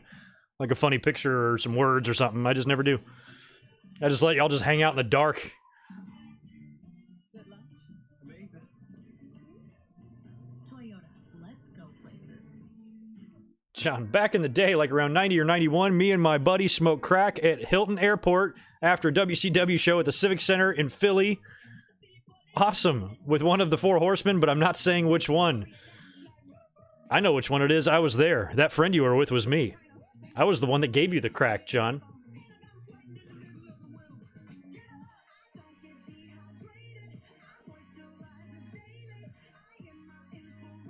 I don't even know who the Horsemen were in 91 and 90. Flair, Arn, maybe Wyndham. No, Wyndham was in WWE in 90. Was that the Roma year? No, it wasn't the Roma year either. Who the fuck was in the goddamn Horsemen back then? Thinking that Ole was done. I don't even know who the Four Horsemen were back then. Maybe Luger. Maybe Sting. No, Sting was like 93. I don't know. I have no idea who the Horsemen were in 1990. Probably not much of anybody because Flair was on his way out too. We're going to be expediting this order. It could be a missing dipping sauce. It could be a wrong topping. It arrives cold. With Domino's new delivery insurance, if your delivery isn't what you expected, make a claim, then we'll make it right. Hey, Domino's, just don't fuck it up to begin with and you won't have to do this. Issue with your last delivery? To make up for it, Make it nice or make it twice. You're welcome. Get 2 medium, 2 topping pizzas delivered for $5.99 each. and put our delivery insurance to the test. Oh yeah, Sid, thank you. My WCW history is not as sharp. I got a general idea what happened there every year, but it's not like we're WWE, I can name you dates and shit. WCW, I'm not that sharp. I'm sharp, just not that sharp.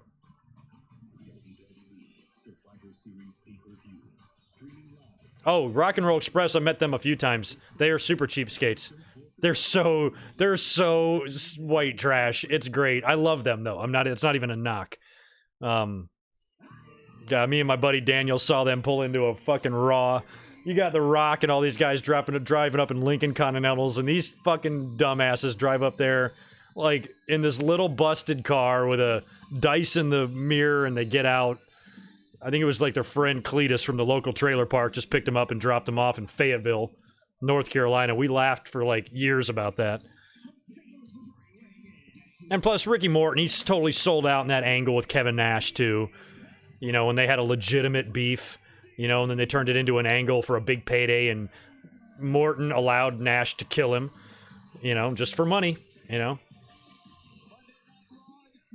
But how can you hate those guys? When you saw what they did at Full Gear, freaking Ricky Morton doing a over-the-top rope sunset flip or whatever the fuck that was, Jesus, man.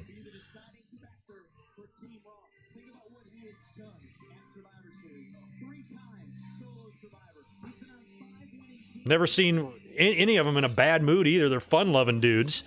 They seem to be just still living the life, man. Man, back when they appeared in WWE in like the early 90s, maybe around like 92, 93, they were washed up, you know?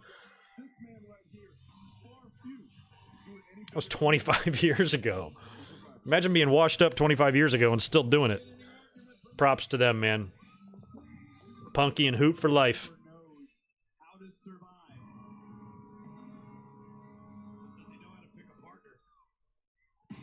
So Orton came out first, now they're War Raiders, so I don't know when we're going to get this partner. Maybe it's Batista. Randy going to NXT. Does Randy live in Florida? Where does he live? I think he does live in Florida. All the guys live in Florida. Except for Seth, who chose Iowa to set up shop.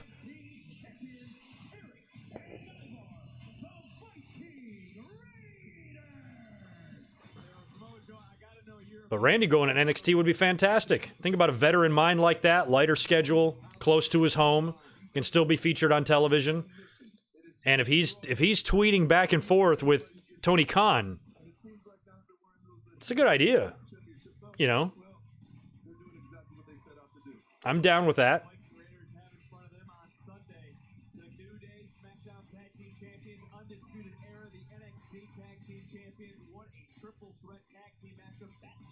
Who was a better manager, Heenan or Heyman? I'm still going Heenan.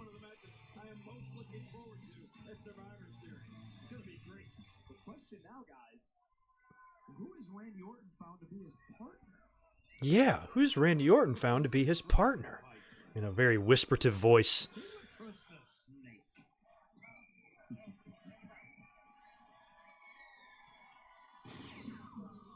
It's Ricochet in it. Yeah. Well, these guys aren't going to win. We're going to get NXT interference or something here. You're not taking the belts off the War Raiders and putting them on Ricochet and Randy Orton. Absolutely fucking not. I flat out refuse to allow that to happen, and I'm pretty sure I can will it into not happening. They're not going to do that. They're not going to do that. Not doing it. Going with Heenan because I feel like Heenan he did more of the managing. Like Paul Heyman had his Dangerous Alliance stable, like Heenan had the Heenan family and everything. But the last couple decades of Paul Heyman's career, it's just been Brock. And think about the couple of other guys he has represented. CM Punk was a huge one, but the Rybacks, the Curtis Axels, the Cesaros, they've all been failures, you know? He hasn't managed any other champions, you know, or anything like that. He did. I guess he did manage Kurt Axel when he was Intercontinental Champion, right? But I feel like Bobby Heenan was just more of a manager, you know? I think of him more as a manager, and Heyman, I actually feel like he really is an advocate. You know, but if you're judging resumes, Heyman might have him beat.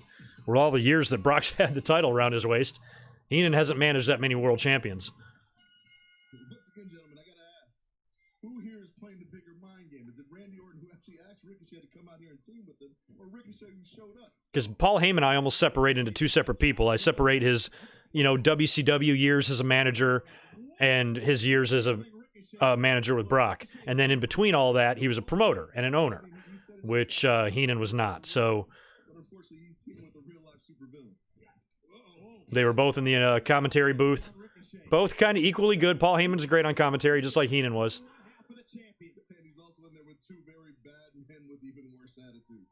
Bailey looks like my nephew, David. That's hilarious.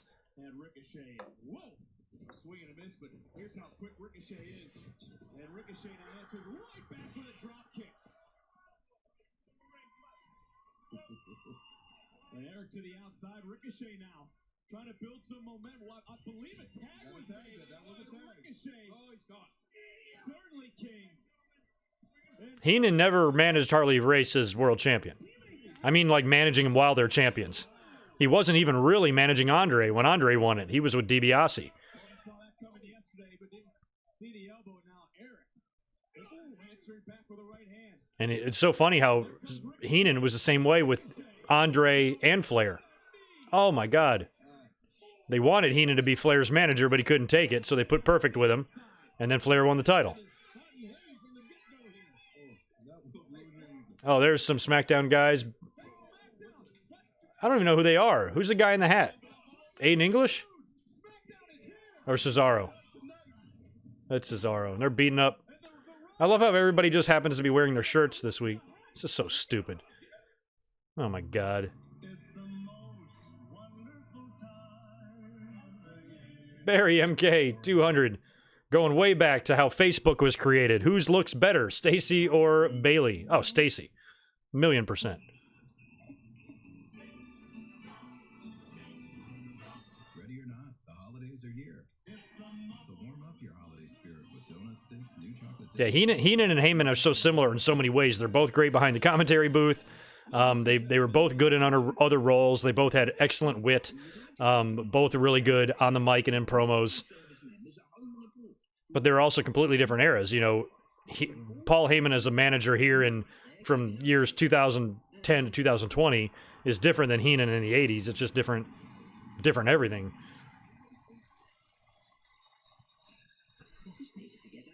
But if you're having the conversation to who's the best ever, those are like the only two reasonable names that could be number one. Just because we're super hungry. Doesn't mean you gotta spend a lot, because Denny's brought back the Super Slam with eggs, hash browns, bacon, sausage, and pancakes, all for just $5.99.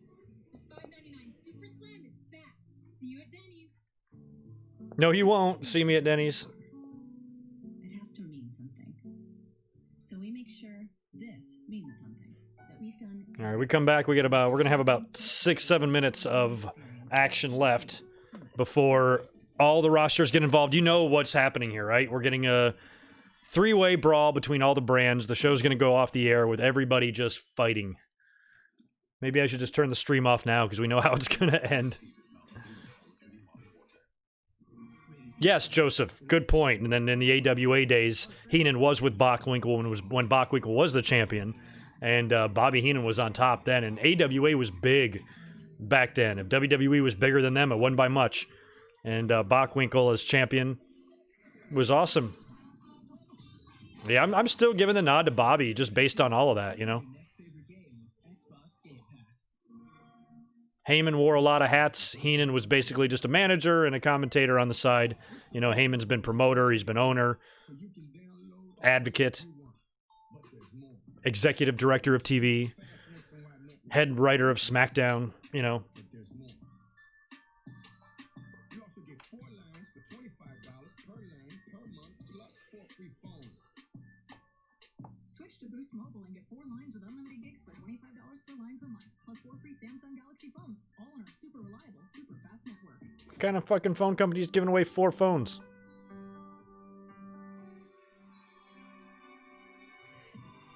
Oh my god, Bobby Heenan making fun of Saxton. Oh my god, put those two together.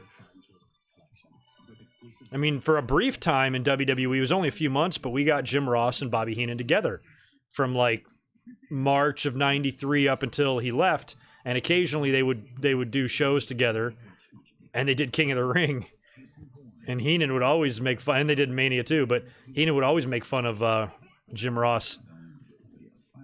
Jim Ross would say something like, "Oh, I don't know the answer to that," and Heenan would go, "Of course you don't. You're from Oklahoma," or some shit like that. So it was good stuff.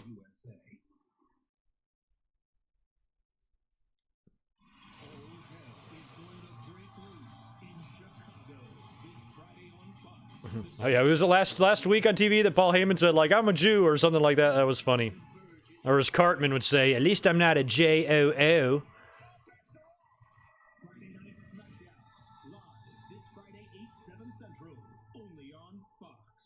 I guess Paul Heyman was trying to explain that he has the business sense in mind to be able to get Brock and shift him from a SmackDown to a Raw with no repercussions. Ricochet, tag ropes, way over there, dude. Ricochet looks like he's like a 5-year-old wearing his pajamas. Except he has a beard, which is weird.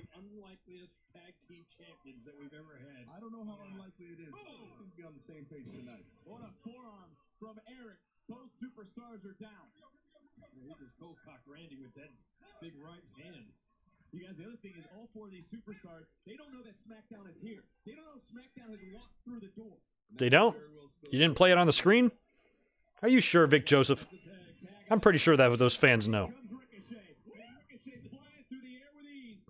Then he back up. Look at this. Athleticism on the... Swing and a miss now. Ricochet answer. Ooh, double cartwheel? I know, Ivar friggin' hanging in there with Ricochet is pretty amazing. The size of that dude's ass. Good God. And he's doing the same thing. Oh my God. Look at Orton. Like, tag me, dummy. There we go.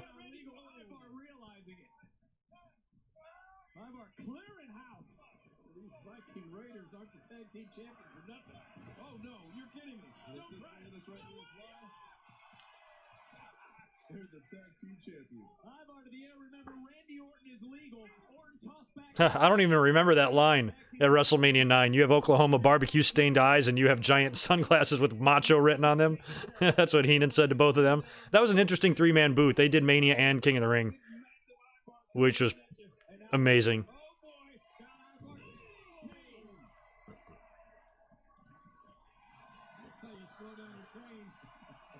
I don't know, Joseph. I've spent so much time talking with you guys. I don't know if I could... I gotta think about how to grade the show. Definitely not as bad as last week. Oh, God. Here comes SmackDown. Yep. Right on cue. Is that the Blue Meanie? Is that the Blue Meanie? Oh, no. That's Otis. Look like the Blue Meanie coming down there. Otis in a midriff. No, thank you. No, thank you. Hell's a fox on the shirt. So stupid. Okay, so we're gonna get... Who else got? McIntyre, Owens, NXT. What's happening here?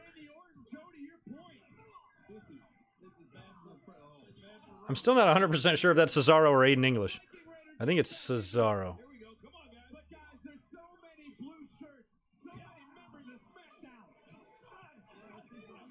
They're wearing hats, too. It's fucking dumb. Who would wear that shit? Except for Otis, he would.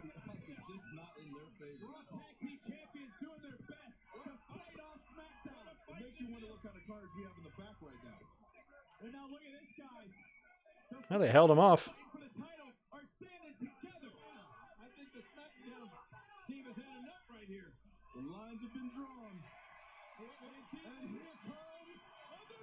Oh shit, we got Ciampa, Undisputed.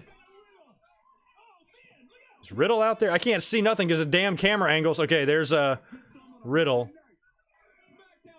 The cameraman's having an epileptic episode, so I can't tell what the fuck. Leo Rush is out there. Keith Lee, Ciampa, Riddle. All of Undisputed. Pete Dunne sighting. Dominic Dijakovic, I think, is out there as well. Damian Priest. And that's everybody.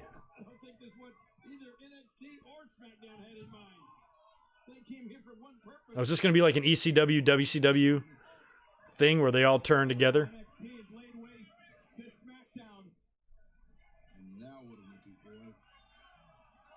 I mean, War Raiders, you were just there.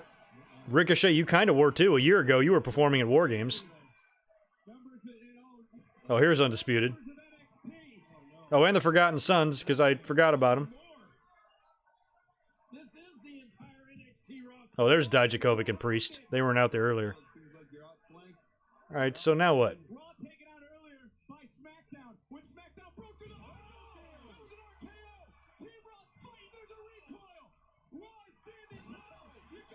Damn, RKO on Dijakovic. That was awesome.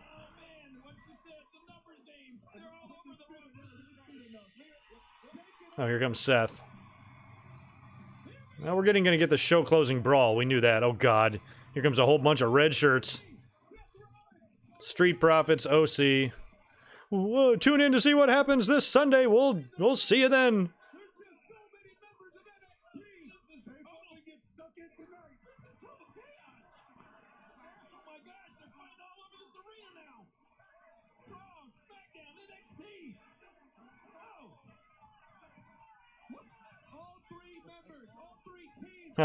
Sorry, JL, you just got on here when it's wrapping up. Big brawl, and show's literally going to go off the air right now, I think, with all this action. AJ getting right in the middle. Samoa Joe, get up. Go help him out. Let me tell you how this is going to work. Okay, tell me. 6 days. This was just the beginning. This is the beginning of the end. Because in 6 days at Survivor Series, we will finish this and show the world that NXT is the A brand of the WWE. And until then, this Wednesday night, it's an open door. Bring everything you got. Raw, SmackDown. Oh, you're inviting everybody? I'm gonna leave the doors wide open for you. Trying to spark a big go-home rating. We'll see how they do. If the door's open to every Raw and SmackDown star, Last time they did that, ratings were pretty high. We'll find out Wednesday. Look at this. Randy Orton continuing to Does Roderick have no shoes on? Why are you barefoot, dude? What is wrong with y'all? I mean, guys, Raw's got to answer back on Wednesday. It's a good thing y'all are wearing your shirts because you wouldn't know who the fuck to punch. Showcasing strength in numbers. There will be a reckoning. Look at Oh, there goes Umberto. who's going to survive at Survivor Series. All right, that is a wrap on Raw. The pain is over. We survived, guys. Survived another week. Man, that is 3 straight live streams in a row for me. Oh, man. Anyway, that's a wrap on Monday Night Raw. Not as bad as last week, but not that great either. I'm going to give this show... Let's be generous. Let's go 6.5. 6.5 out of 10. Why not? Points for the Kevin Owens-Drew McIntyre match, which, again, very predictable. We knew we wouldn't get a finish there. We had Asuka defeating Natalya. Rey Mysterio's match with Brock is now a no-holds-barred match. NXT and SmackDown were in the house, which was okay, but the ending was extremely predictable. Lana and Lashley and Rusev did not torture us too bad tonight. We only got a short segment with them. Maybe let's drop that down half a point and go from 6.5 to 6. I think 6.5 is a little high. Big J, you're doing 5.5. So yeah, everybody's probably in the middle there with me. Not a great show, but compared to what we saw last week, technically it was better. So anyway, I'm going to go ahead and get out of here. I've got stuff to work on for the next couple of weeks. If something happens news-wise, I'll come up and do a short news brief or something like that on Wednesday morning or Wednesday night or Thursday morning or tomorrow. I don't know. We'll see how CM Punk's appearance goes tomorrow night as well on WWE Backstage. And then we have NXT and AEW on Wednesday. Hopefully you'll hear from me in that span. If not, Friday I'll be up here with predictions for War Games and Survivor Series. And then I'll be reviewing both shows over the weekend. So anyway, that's a wrap on tonight. You guys be good. Have a good rest of your night. And I'll talk to you soon. Peace.